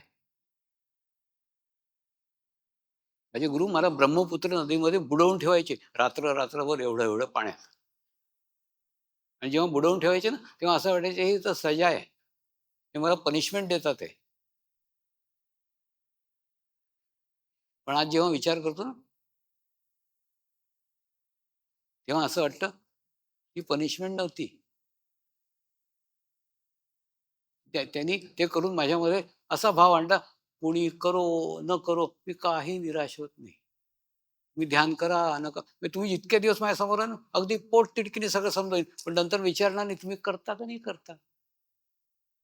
ते माझं क्षेत्र नाही. माझं क्षेत्र फक्त तुम्हाला समजवण्याचं सांगण्याचं आहे. करता नाही करताय तुमचं क्षेत्र आहे. तर धर्म म्हणजे काय? धर्म म्हणजे एक ज्ञान. धर्म म्हणजे एक नॉलेज. आणि तुम्ही पहा ना, त्या नॉलेजसाठी सगळे प्रयत्न आहेत. सगळ्या उपासना पद्धतीमध्ये एकच सांगतात, चांगल्या गोष्टी करा, वाईट करू नका, चांगल्या गोष्टी. पण याच्यामध्ये मोक्ष कुठे? याच्यामध्ये परमात्मा कुठे? याच्यामध्ये आध्यात्मिक प्रगती कुठे? हे सगळं कर्म आहेत. सगळं कर्मावरच आधारित आहे. तर जपानमध्ये गेलो ना, जपानमध्ये या कर्मावर खूप प्रश्न विचारतात. आता तुम्हाला गंमत सांगतो. हे बघा, जसं ते म्हणतात, की सगळं जे काही आहे, मागच्या जन्मी जे काही केलं ते या जन्मात भोगायचं. सगळं भोगायचंच आहे. तर देव कशाला हवा, ध्यान कशाला हवा आणि गुरु कशाला हवा? त्यांना मी सांगितलं बरोबर आहे. म्हणजे मागच्या जन्मी तुम्हाला जी संगत मिळाली, त्या संगतीने तुम्ही जे विचार केले, त्या विचाराप्रमाणे तुमच्याकडनं कर्म घडली. ती कर्म घडायला तुम्ही हा जन्म घेतला. आणि आपल्याला ना चूक आहे. आपल्याला वाटतं मुलगा झाला, मला मुलगी झाली. मुलगा मुलगी नाही झाले, त्यांनी तुम्हाला आईबाप बनवलंय. म्हणजे ते आत्मे निवडतात. कोणाच्या माध्यमातनं आमची कर्म संपू शकतात. तुम्ही स्वतः ते आत्मे आहात. तुम्ही तुमच्या आईवडिलांना निवडलंय. कोणाच्या माध्यमातनं ते शरीर मिळू शकतं, ज्याला आत्मसाक्षात्कार प्राप्त करायची शक्ती असते. तर सांगायचं तात्पर्य, आता हे बघ, हे जसं आहे. हं, आता हे इथे जन्म घेतला आपण आणि पूर्ण आपली कर्म भोगायची आणि मरायचं. आणि मरताना ना, जी आपण कर्म करतो, ती कर्म भोगायला म्हणून आलोय. पण ते भोगता भोगता आणखी नवीन कर्म उभी करून घेतो. आणि नवीन कर्म उभी करून घेतो तर काय होतं? ती भोगायला पुन्हा पुढचा जन्म घेतो. हे चक्र चालू आहे, चालू आहे, चालू आहे. आणि जर ध्यान केलं, योग मार्ग असा आहे ज्याच्यातनं मोक्ष प्राप्ती संभव आहे. ती कशी सांगतो? जसं तुम्ही मागच्या जन्मीची कर्म भोगायला आले, हं, आणि गुरुची संगत केली, ध्यान केलं.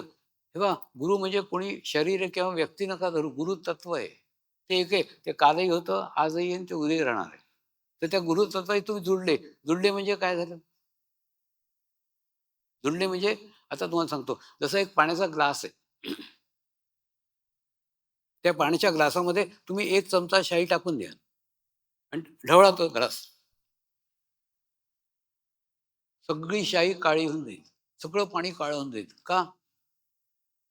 एका चमचा शाईनी पूर्ण पाणी काळं होऊन जात आहे. आणि तीच एक चमचा शाई तुम्ही गंगा नदीत जाऊन टाकून द्या,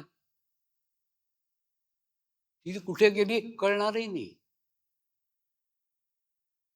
तिथे ती गोरी नाही झाली, तिथे पण ती काळीच आहे, फक्त तिचं अस्तित्व नगण्य झालंय. तसंच अगदी आहे. जर तुम्ही म्हटलं मी आपला अहंकार ठेवला शरीराचा, आणि अहंकाराची सुरुवात कुठून होते माहिती आहे? नामकरण पासून. हे तुझं नाव, ही तुझी जात, हा तुझा धर्म, हा तुझा देश, ही तुझी भाषा सुरू झालं. त्या नामकरणाच्या आधी विचारा, त्या मुलाला काही नसतं, आणि नंतर त्या नावाखातर लोकांचा जीव घेतो किंवा जीव देतो. म्हणून पूर्वीच्या काळी गुरु नाव द्यायचे. त्या आत्म्याला ओळखायचे, त्या आत्म्याला ओळखून त्याला उपयुक्त नाव द्यायचे, की त्याच्यामध्ये कधीही त्याच्या नावाचा अहंकार न येऊ. म्हणून पूर्वीच्या काळी पहा, असं उठसूट कोणी मम्मी टप्पी टुप्पी यातली नावं नव्हती. तर सांगायचं तात्पर्य, तुम्ही इथे जन्म घेतला आणि जन्म घेता घेता इथवर पोचला, गुरु सानिध्यात पोचला, ध्यान करत पोचला, सामूहिकतेत पोचला, कलेक्टिव्हिटीमध्ये पोचला, गंगेचं पाणी बनून पोचला, ग्लासाचं पाणी म्हणून नाही. असं जर पोचला ना इथे, पोचता पोचता तुमचं आभामंडळ डेव्हलप झालं, तुमचा ओरा डेव्हलप झाला, आणि तुम्ही तुमचे पूर्वजन्मीचे सगळे कर्म भोगून घेतले, आणि त्याच्यानंतर ते कर्म संपली, आणि आता तुमचा ओरा इतका छान झालाय, इतका चांगला झालाय, तुमच्या हातून पाप करणं होणारच नाही. वाईट कर्म करायचं वाईट शक्ती पाहिजे ना. जर वाईट शक्ती नसेल तर नसेल. आपण पहा ना, कधी पहा बँकेमध्ये डाका टाकतात ना डाकू, आधी एखाद्या हॉटेलमध्ये जाऊन दारू पितात, आपली निगेटिव्ह ऊर्जा वाढवतात, आणि नंतर मग कृत्य करतात. आताही मला जेलमध्ये काही अपराधी भेटले, स्वामीजी मेरा पूरा रिकॉर्ड एकदम अच्छा है, आप देख लो चेक करके, सिर्फ मेरे हाथ से एक खून हो गया, खून हो गया, अगर मैं नहीं मारता तो वो मेरे को मार देता, और मैं 20 साल की काट रहा हूँ. मला ना जेलचा जो शिबिरांचा अनुभव आहे, ते खूप सारे नवीन नवीन अनुभव देऊन गेला. ऍक्च्युली ना, कोणी गुरु जाऊन जेलमध्ये जाऊन शिबिर करायचं हिंमत नाही करत. मी केलं, आणि साबरमती जेल, जी गुजरातची सगळ्यात मोठी जेल होती, साधकांनी मला वेळेत काढलं, स्वामी आता काय जेलच राहिली का शिबिर घ्यायला? मी म्हटलं, तिथे काही आत्मे ही शिक्षा भोगून आपल्या ह्याच्यातनं मुक्त झालेले आहेत, फक्त मला त्यांना मोक्षाचा मार्ग दाखवायचा आहे, मुक्तीचा मार्ग दाखवायचा, बस, बाकी काही नाही. तर फक्त 4-5 लोकांसाठी गेलो, आणि नंतर आज हजारो लोकांनी तिथे लाभ घेतला. एक तर ना, गुरुच्या दृष्टीमध्ये कोणीच अपराधी कोणी काही नसतं, ते फक्त तो त्याला आत्म्यारूपात पाहतो, बाकी काही नसतं. तर तसं तुम्ही इथे पोहोचला ना, तर तुमच्या हातून वाईट कर्म होणारच नाही, कारण तुमची वाईट ऊर्जा सगळी संपून गेलेली आहे, तुमच्याजवळ नाहीच आहे. आणि मग काय करता, इथे हळूहळू करता करता इथवर येता, आणि या कालखंडामध्ये तुमच्या हातून काही चांगली कामं होतात, पुण्यकर्मही होतात, पण मी केली असं नाही म्हणत. आपलं नाव कुठे, आता पहा आमच्या 8 आश्रम्स आहेत, 200 250 एकरचे आश्रम्स आहे, कुठेही कोणाचं नाव नाहीये.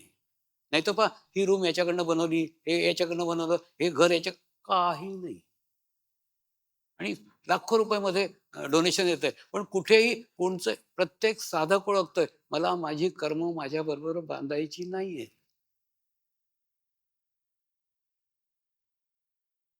म्हणून एवढ्या आश्रमात कुठे काही कुठेच नाहीये. कोणच्या म्हणजे हे कोणी कान, काय म्हणजे आपलं नाव कोणी म्हणजे सांगत सुद्धा नाही, विचारलं तर की कोणी काय केलं ते. तर तुमची अशी स्थिती होऊन जाते. एक तर तुम्ही काय करता, जितकी पुण्यकर्म झाली ती गुरुकृपेत झाली हे मानता, म्हणत नाही. म्हणायला तर आपण तोंडाने काही लोकांसमोर बोलतो, म्हणत नाहीत, मानता की गुरुकृपेत झाली. आता पहा, या जागेवर येऊन, या जागेवर असं इथे येऊन तुम्हाला कर्ममुक्त अवस्था प्राप्त झालेली आहे. कर्ममुक्त अवस्था म्हणजे काय? पूर्वजन्मीची सगळी कर्म भोगून झाली, या जन्मीची वाईट कर्म होतच नाहीयेत आता. आणि जी चांगली कर्म तुमच्या हातून घडतात आहे, ती मी केली नाही म्हणत आहे. गुरु कृपेत झाली म्हणताय. म्हणजे ते सुद्धा तुम्ही तुमच्या ह्याच्यात अकाउंटमध्ये ॲड करत नाहीये. तर विचार करा ना, तुमच्या अकाउंटमध्ये काहीच नाहीये. ना चांगली कर्म आहे, ना वाईट कर्म आहे, काहीच नाहीये. शून्याची स्थिती. ही शून्याची जी स्थिती आहे ना, हिलाच कर्ममुक्त अवस्था म्हणतात. आत्ता काय झालं? गुजरातमध्ये एक IAS ऑफिसर बाई मला भेटायला आली. स्वामी जी, मैं ना बहुत दान करती हूँ, मैं बहुत पुण्य का काम करती हूँ, तो मेरे को ध्यान करने की क्या जरूरत है? मेरे को मोक्ष तो ऐसे ही मिलने वाला है. मी तिला म्हटलं, बिल्कुल नहीं मिलेगा. ती म्हणे, मैं इतना दान करती हूँ, इतना पुण्य करती हूँ, मेरे को मोक्ष नहीं मिला. मैंने उसको बोला, तू क्या बोली अभी? मैं इतना दान करती हूँ, मैं इतना पुण्य करती हूँ, मैं साथ में है ना. तू जोड़ रही ना अपने अकाउंट में, तो ये पुण्य को भोगने तेरे को दूसरा जन्म लेना पड़ेगा, ये समझ में नहीं आ रहा है. एकदम आश्चर्यचकित झाले. स्वामीजी, असं कधी मी विचारच केला नाही, की पुण्य कर्म केल्यानंतर सुद्धा भोगायला यावं लागतं. म्हटलं यावं लागतं ना. का? कारण तुम्ही मेच्या साथ केलंय. मी दान पुण्य करणे म्हणाली आणि तशी मानते. तर पुण्य कर्म करून सुद्धा तुमच्या मोक्षामध्ये बाधा आहे.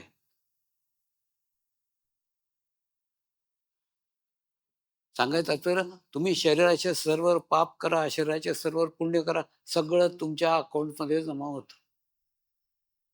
मुक्त फक्त तेव्हा जेव्हा तुम्ही त्याच्यातनं मुक्त होऊन शरीरभाव सोडून करता, आत्मा समजून करता. तेव्हा तुम्हाला ही कर्ममुक्त अवस्था प्राप्त होते. ही योगानेच संभवते.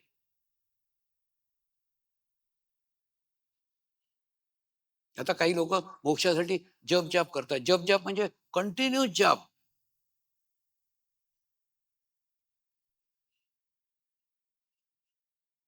कंटिन्यू जप म्हणजे काय? मनाला एकदम रिकामं सोडायचं नाही. राम, राम, राम, राम, राम, राम म्हणजे त्या मनाला उलझवून ठेवायचं त्याच्यात राम, राम मध्ये. म्हणजे तो विचार करणार नाही म्हणून.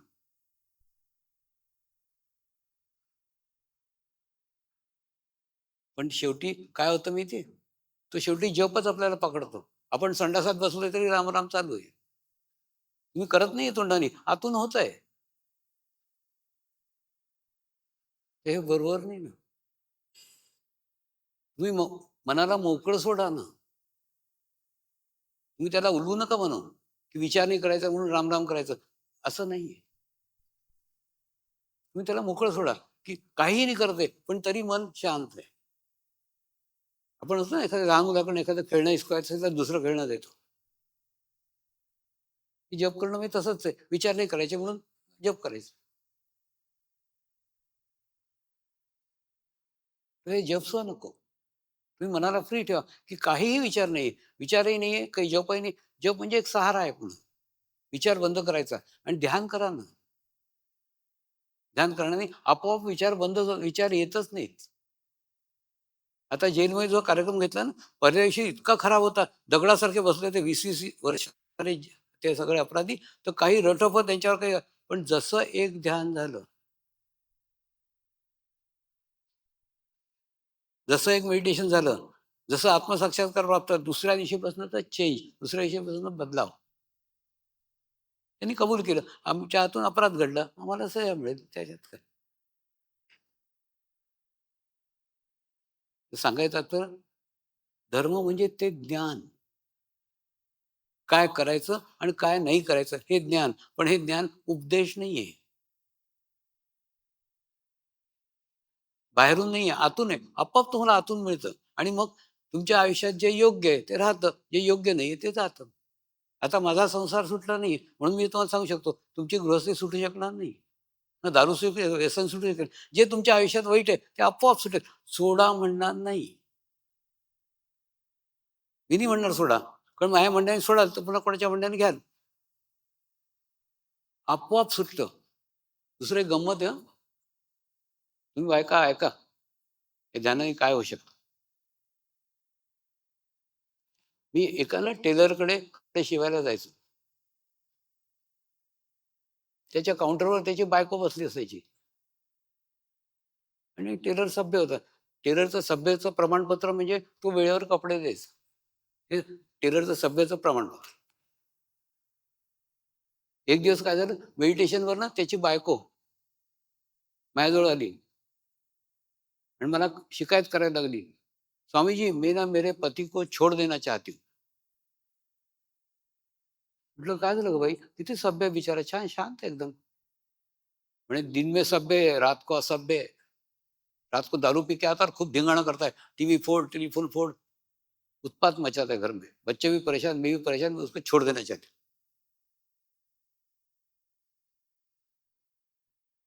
तर मी थोडी सहानुभूती दाखवली तिला. म्हटलं "हं, अशा नवऱ्याला सोडूनच द्यावं. फक्त तू एक काम कर ना, ध्यान कर आणि 45 दिवसाचं एक अनुष्ठान कर.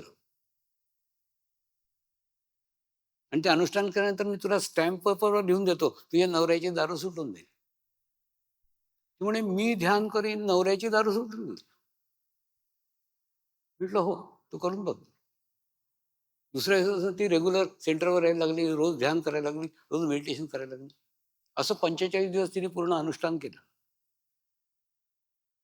पुन्हा भोकांडा बसून रडत बसले. "स्वामीजी, वो तो पूरी बॉटल की बॉटल पी रहा है. आधी भी नहीं हुई, अब तो बोलते छूट जाएगी. कहाँ छूटी?" मी तिला म्हटलं, "तो अपने ऊपर इत्र की बॉटलें डाल रही है. अत्तर टाकते उरावर आपल्या.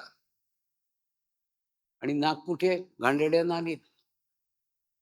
आणि मग म्हणते खुशबू आती नाही, कशी येईल? तुझं नाक कुठे? नालीत." अगदी तसंच आहे. त्या घाणेरड्या नवऱ्यामध्ये चित्त टाकते आणि इथे ध्यान करते. काय उपयोग त्याचा? एक काम कर, आता नवऱ्याचा विचारही करू नको आणि दुसरं एका 2 अनुष्ठान कर 45 दिवसाचं. दुसरं सुरू केलं. एखाद महिना झाला असेल. एखाद महिन्याने त्याचा नवरा यायचा, सिगारेट फुकत बसायचा बाहेर स्कूटरवर. की ध्यान झालं की हिला घेऊन जायचं. एक दिवस खूप जोराचा पाऊस आला. आता कुठे जायचं? तोही घुसला ध्यान सेंटरवर. सगळे ध्यान करतोय, तोही ध्यानाला बसला. नंतर मला येऊन म्हटलं, "स्वामीजी, आज ना मैंने भी ध्यान किया." म्हटलं, "अच्छा." "स्वामीजी, मैं भी ध्यान सीखना चाहता हूँ." मैं म्हटलं, "अच्छा." "स्वामीजी, मैं भी ध्यान सीख सकता हूँ?" म्हटलं, "क्यों नहीं सीख सकते?" "स्वामीजी, मैं ना रात को दारू पीता हूँ." म्हटलं, "रात को दारू पिया कर, सवेरे ध्यान किया कर. चलेगा?" मी काय दौडेगा. दुसऱ्या दिवशीपासून तो सकाळी ध्यान करायला लागला, रात्री दारू प्यायला लागला. काही दिवस झाले. काही दिवसांनी त्याला गोष्टी काय घडायला लागल्या. दारूच्या दुकानात जातो, दारूचं बंद असं याचं. कधी दारू प्यायला बसायचं तर दारूच्या ग्लासामध्ये स्वामीजी दिसायचे. असे काही काही प्रकार घडायला लागले त्याच्याबरोबर. त्याच्यानंतर दारू प्यायचा तो उलटी व्हायची. एकदा उलटी, दोनदा उलटी, तीनदा उलटी. उलट्याच व्हायच्या. जसं दारू प्यायचा उलट्या व्हायच्या. काय असतं माहिती आहे? जेव्हा तुमचं नाभीचक्र ॲक्टिव्हेट होऊन जातं ना, तेव्हा तुम्हाला विष दिलं तरी उलटी होईल, दारू प्यायला तरी उलटी होईल. उलट्या होतात. म्हणजे नको त्या वस्तू फेकल्या जातात. हळू त्याला वाटलं बहुतेक आजकाल शायद दारू मेरे को हजम नहीं होती. त्याची दारू सुटून गेली. तर सांगायचं तर याच्यात एवढी ताकद आहे, बायकोनी ध्यान केलं तर नवऱ्याची दारू सुटते. तुम्ही प्रयोग करून पहा. फक्त नवऱ्याला सुधारायचा प्रयत्न करू नका. तुम्ही बिघडाल. तुम्ही फक्त स्वतःला सुधारा. आपोआप तो दुसरा सुधरून जाईल. दुसरं, नवरे वाईट असतात असे नाही, बायकाही वाईट असतात बरं. एक चीफ इंजिनियर माझ्याकडे भेटायला आले. ते म्हणे, "स्वामीजी, मेरे पत्नी के जासूस लगे हुए हैं ऑफिस में." एखादी मैडम आके मेरे कमरे में बैठी ना, आधा घंटा, तुरंत मेरे पत्नी को पता चल जाता है की फलानी फलानी मैडम साहब के कमरे में थी. मग मला पिटते बायको दंड्याने रात्री घरी गेल्यावर. "तो मैं परेशान हो गया ऐसे पत्नी से, मैं उसको छोड़ देना चाहता हूँ, तलाक देना चाहता हूँ." मी म्हटलं, "हां, अशा बायकोला तो तलाकच दिला पाहिजे." एक काम कर ना, 45 दिवसाचं अनुष्ठान कर आणि अनुष्ठानाच्या नंतर बघ काही चेंज होतो का, नाही तर सोडून दे. त्याने अनुष्ठान केलं. मग पुन्हा 45 दिवसांनी मला भेटायला आला. मी त्याला म्हटलं, "कुछ चेंज हुआ? आजकाल केवळ गालियाँ देती है." मी मारणं सोडून दिलं. थोडं चेंज झालं, बदलाव झाला. नंतर काही दिवसांनी त्याची बायको आली. "स्वामीजी, मैं भी ध्यान करना चाहती हूँ, मैं भी मेडिटेशन करना चाहती हूँ." सांगायचं तर ध्यानामध्ये एवढी शक्ती आहे, की नवऱ्याने केलं, बायको फक्त एकमेकाला सुधरवायचा प्रयत्न नका करू. नवरा बायकोला सुधारायला तर का करू, बायकोनी नवऱ्याला सुधारायला, आपोआप जसं जसं होईल ना आपोआप चेंज आपोआप. आणि दोघं ध्यान करायला लागले, दोघांची पूर्ण आध्यात्मिक प्रगती होते, पूर्ण फॅमिलीची प्रगती होते. एकदा तुमच्यात जर धर्म जागृत झाला, तर आपोआप तुमच्या इथे ज्या नको गोष्टी आहेत त्या आपोआप सुटतात. मी सोडायला सांगत नाही, आपोआप सुटतात. आणि ज्या चांगल्या गोष्टी आहेत त्या आपोआप तुमच्या जवळ येतात. इव्हन वाईट माणसं सुद्धा तुमच्या जवळ येणार नाही. आणि चांगली माणसं आपोआप तुम्हाला जोडली जातील. आणि हे संगत वर्षभर, जेव्हा जानेवारी सुरू झाली ना, तेव्हाच मी म्हटलं संगत म्हणजे जो मनुष्य मेच्या भावाने राहील त्याला खूप त्रास होणार आहे या वर्षामध्ये. सामूहिकतेत राहा, कलेक्टिव्हिटीत राहा, मैचा भाव सोडून, शरीर भाव सोडून राहा, आत्मभावाने राहा. तर प्रत्येक परिस्थितीला तुम्ही झेलू शकाल. हे वर्ष चांगलं नाही आहे. आणि त्याची सुरुवात तुम्हाला दिसतेच आहे. ही तर टेलर आहे, अजून पुढे अजून खूप खराब आहे. तर सांगायचं तात्पर्य, धर्म म्हणजे ते ज्ञान, काय करावं काय नाही करू हे ज्ञान. आणि सगळा खटाटोप त्याचाच तर चाललाय. पण जो चाललाय तो उपदेशाच्या स्वरूपात बाहेरून सांगितलं जात आहे. आणि याच्यात बाहेरून काही नाही. आत्मज्ञानामध्ये सगळं ज्ञान, सगळं नॉलेज तुम्हाला तुमच्याचकडून मिळतं. कुठून कुठून बाहेर काही उपदेश नाही. तो परमात्मा म्हणजे विश्वचेतना शक्ती.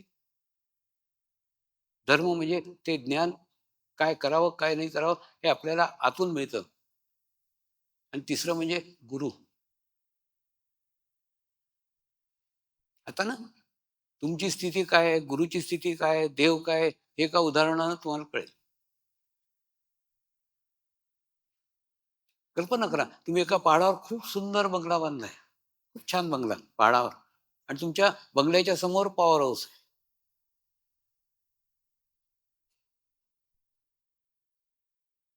पण तुमचं कनेक्शन त्या पॉवर हाऊसशी नाही.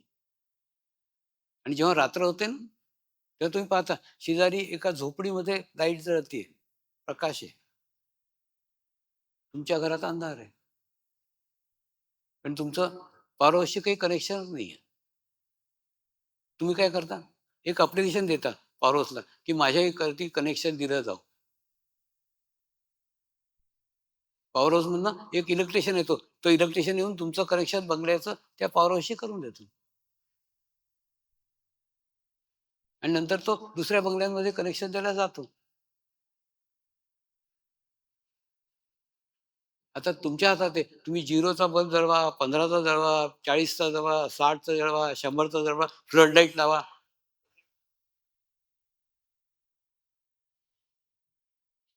तुमच्या घरात किती प्रकाश करायचा आहे हे तुमच्यावर डिपेंड आहे ना. जितके लाईट लावाल तेवढा प्रकाश येईल. अगदी तसंच तुम्ही एखाद्या माणसाला खूप शांत, सुखी, समाधानी असं जर पाहिलं असेल,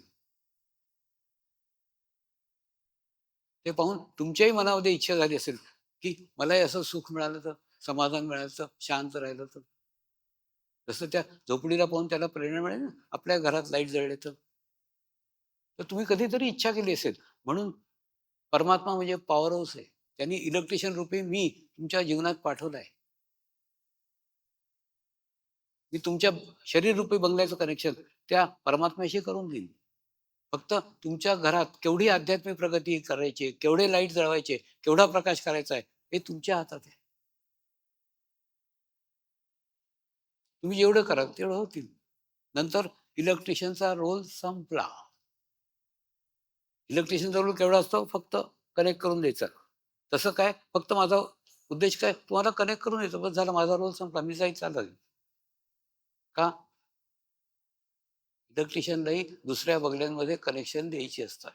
अगदी तसंच मलाही खूप लोकांना अजून अनुभव करायचे, मी जाईन पुन्हा पुढे. दुसरे लोक वाट पाहतात त्यांनी. तर इलेक्ट्रिशियन म्हणजे गुरु, बंगला म्हणजे तुमचं शरीर, आणि पॉवर हाऊस म्हणजे परमा.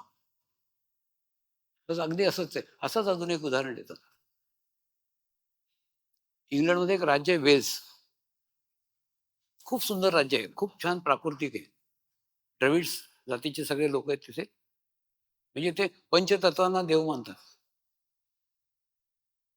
मी सुद्धा त्यांच्यासमोर कधी कधी गुगली बॉल टाकतो. एकदा तिथे ना माझा वाढदिवस मनवला गेला. आता इथे जसं ओम वगैरे लिहितात की नाही, ते स्वस्तिक लिहितात. मी त्यांना म्हटलं, तुम्ही जीसस क्राइस्टचं हे लावा, चिन्ह लावा, मला काही प्रॉब्लेम नाही. ते म्हणे, नाही स्वामीजी, आप धर्म से ऊपर हो. त्यांनी काय लावलं माहिती, पहाड, नदी, पाणी, अग्नी, पंचतत्व लावलेत. पण ते पंचतत्वांनाच मानतात. तर तिथे ना एक पेंगरू म्हणून एक रिसॉर्ट आहे. त्या रिसॉर्टमध्ये मी महिना 2-2 महिना राहतो. आणि प्रकार काय असतो माहिती, शुक्रवार, शनिवार, रविवार तिथे शिबिर होतं, रिट्रीट होते. आणि फ्रान्सहून लोक येतात, जर्मनीहून लोक येतात, कॅनडाहून लोक येतात, अमेरिकन लोक, म्हणजे वेगवेगळं. आणि प्रत्येक वेळेची बॅच बदलते आणि मी आपल्या तिथे बसला असतो. असंच एकदा पत्रकारांचं शिबिर झालं. सगळे पत्रकार होते, सगळ्या जगातले पत्रकार तिथे आले होते. 3 दिवसाचं शिबिर होतं. ते शिबिर संपल्यानंतर एक पत्रकार मला भेटायला आले. मी बाहेर गार्डनमध्ये बसलो होतो.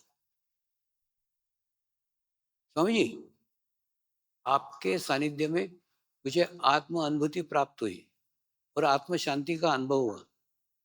ये आपके सानिध्य में ही हो सकता है, ऐसा मुझे अनुभव है। लेकिन ये बात मैं मेरे दूसरे पत्रकार बंधुओं को कैसे समझाऊं कि आप कोई विशेष व्यक्ति हो जिसके सानिध्य में ये आत्म शांति का अनुभव हो सकता है।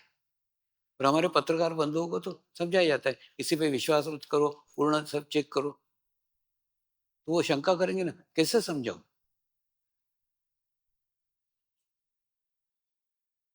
आम्ही बाहेर बसलो होतो. तिला मागे वेल्सचा पहाड दाखवला खूप मोठा. आणि त्या पहाडाचं उच्च शिखर दाखवलं. म्हटलं, ते शिखर दिसतंय ना? त्या शिखरावर एक मनुष्य 70 वर्षाच्या आयुष्यात हळू त्या उच्च शिखरावर पोहोचला. आणि पोहोचून तिथे बसला नाही राहिला. तिथून तो हळूहळू खाली आला. एक छोटीशी पगडंडी बनवत आला. छोटासा रस्ता बनवत आला. येताना रस्त्यातले सगळे दळगळ हटवले आणि येताना सगळे काटे हटवले. छान रस्ता केला. रस्ता करता खाली आला. आणि खाली आल्यानंतर त्याची इच्छा होती, जसा मी पोचलोय तसं प्रत्येक मनुष्य जो त्या उच्च शिखरावर पोचणं चाहतो, तो पोचावा. या इच्छेनी, या करुणाभावानी तो खाली आला. खाली येऊन त्याने एक मोठं बांबूचं गेट बनवलं आणि त्या गेटशी बसला. जे लोक यायचे ना पहाडावर चढायला, त्या लोकांना म्हणायचा, आपको उस उच्च शिखर पे जाना है ना? अगर जाना है तो मैं जाकर के आया हूं. मैंने आपके लिए रास्ता बनाया है. मैंने रास्ते के कांटे हटाए, रास्ते के पत्थर हटाए. अगर आपको जाना है तो इस पगडंडी से जाओ. ये पगडंडी सीधे उस वहां तक पहुंचेगी. त्याच्या गोष्टीवर विश्वास ठेवून लाखो लोक त्या पगडंडीनी त्या शिखरावर पोहोचले. आता या पगडंडीची मिट्टी आणि पहाडाची मिट्टी याच्यात काही अंतर आहे का? मिट्टी सगळी सारखी आहे. पहाडा त्या उच्च शिखरावर पहाडावरनं कुठूनही पोचलं जाऊ शकतं. फक्त ही पगडंडीची मिट्टी ती आहे जिच्यावरनं लाखो लोक गेलेत. बाकी ठिकाणून नाही गेले.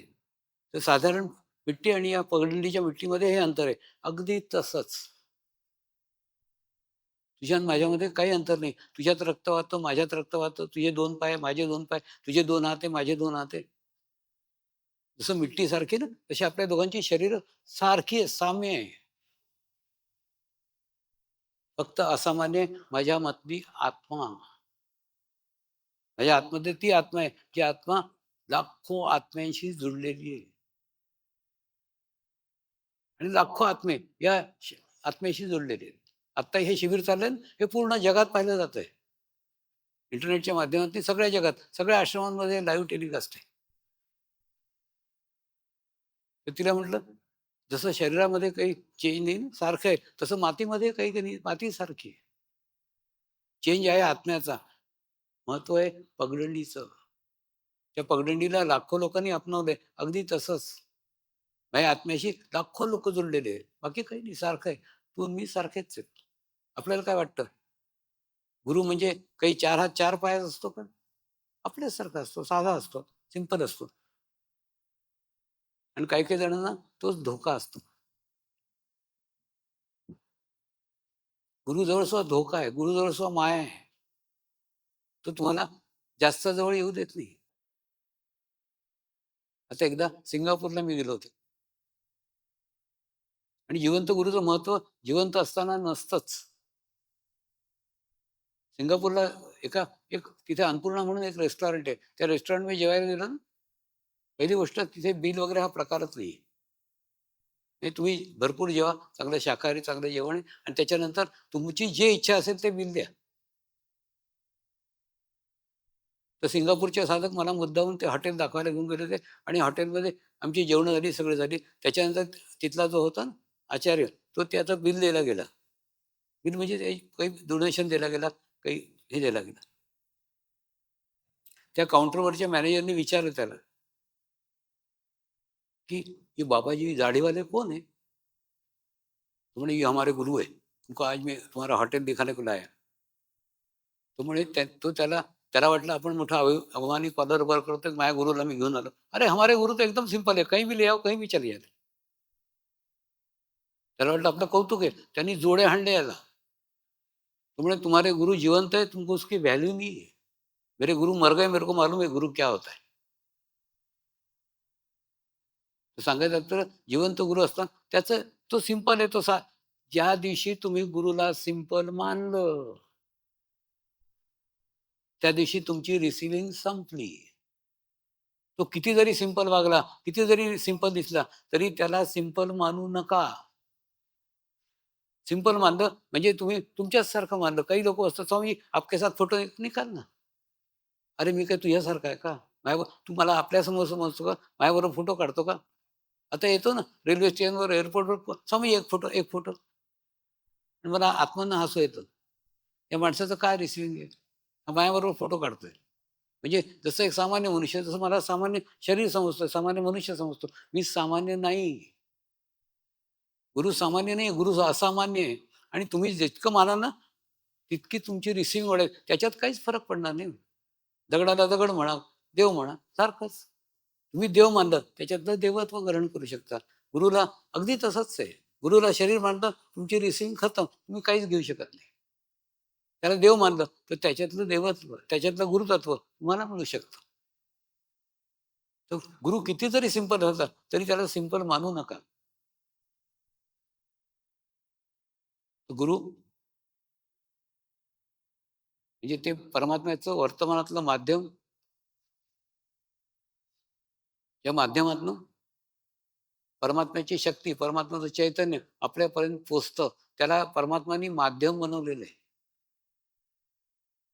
आणि त्याच्या माध्यमातनं आपल्यापर्यंत परमात्म्याचं चैतन्य पोहोचतंय. मला वाटतं आता जास्त व्हायब्रेशन वाढले तर पाऊस येईल, म्हणून आपण आता ध्यान करू.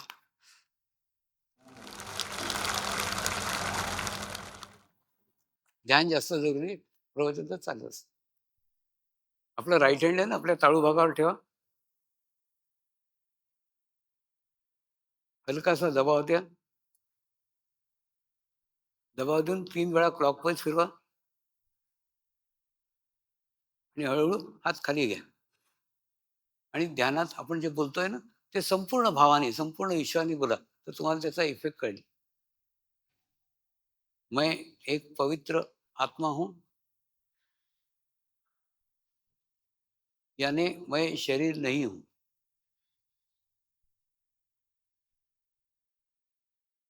मैं एक शुद्ध आत्मा हूं. शुद्ध आत्मा केवल परमात्मा है. परमात्मा के सिवा मेरा कोई अस्तित्व नहीं है. मैं परमात्मा मैं हूं. पुन्हा, मैं एक पवित्र आत्मा हूं, यानी मैं शरीर नहीं हूं. मैं एक शुद्ध आत्मा हूं.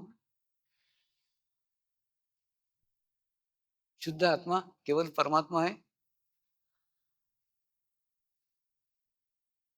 मेरा परमात्मा के सिवा कोई अस्तित्व नहीं है। मैं परमात्मा मैं हूं। पुनः, मैं एक पवित्र आत्मा हूं, यानी मैं शरीर नहीं हूं। मैं एक शुद्ध आत्मा हूं। शुद्ध आत्मा केवल परमात्मा है। परमात्मा के सिवा मेरा कोई अस्तित्व नहीं है। मैं परमात्मा मैं हूं, असं म्हणून टाळूभागावर चित्त ठेवून थोड्या वेळ ध्यान करा.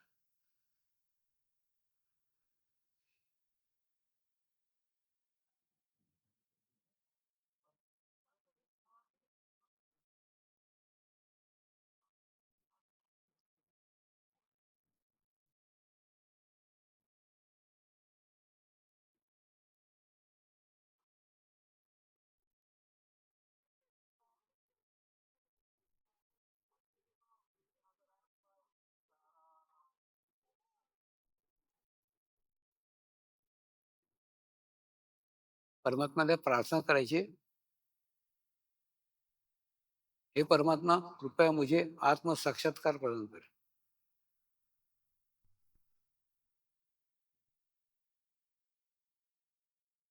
हे परमात्मा कृपया मुझे आत्म साक्षात्कार प्रदान कर.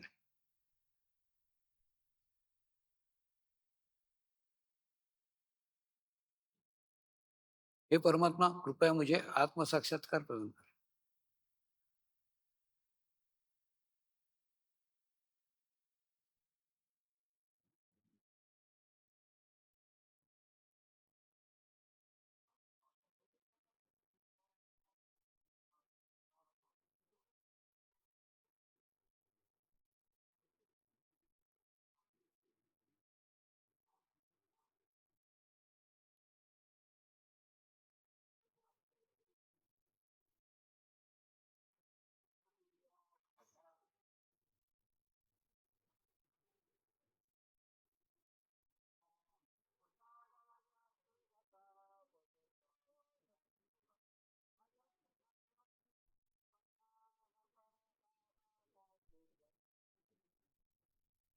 नमस्कार.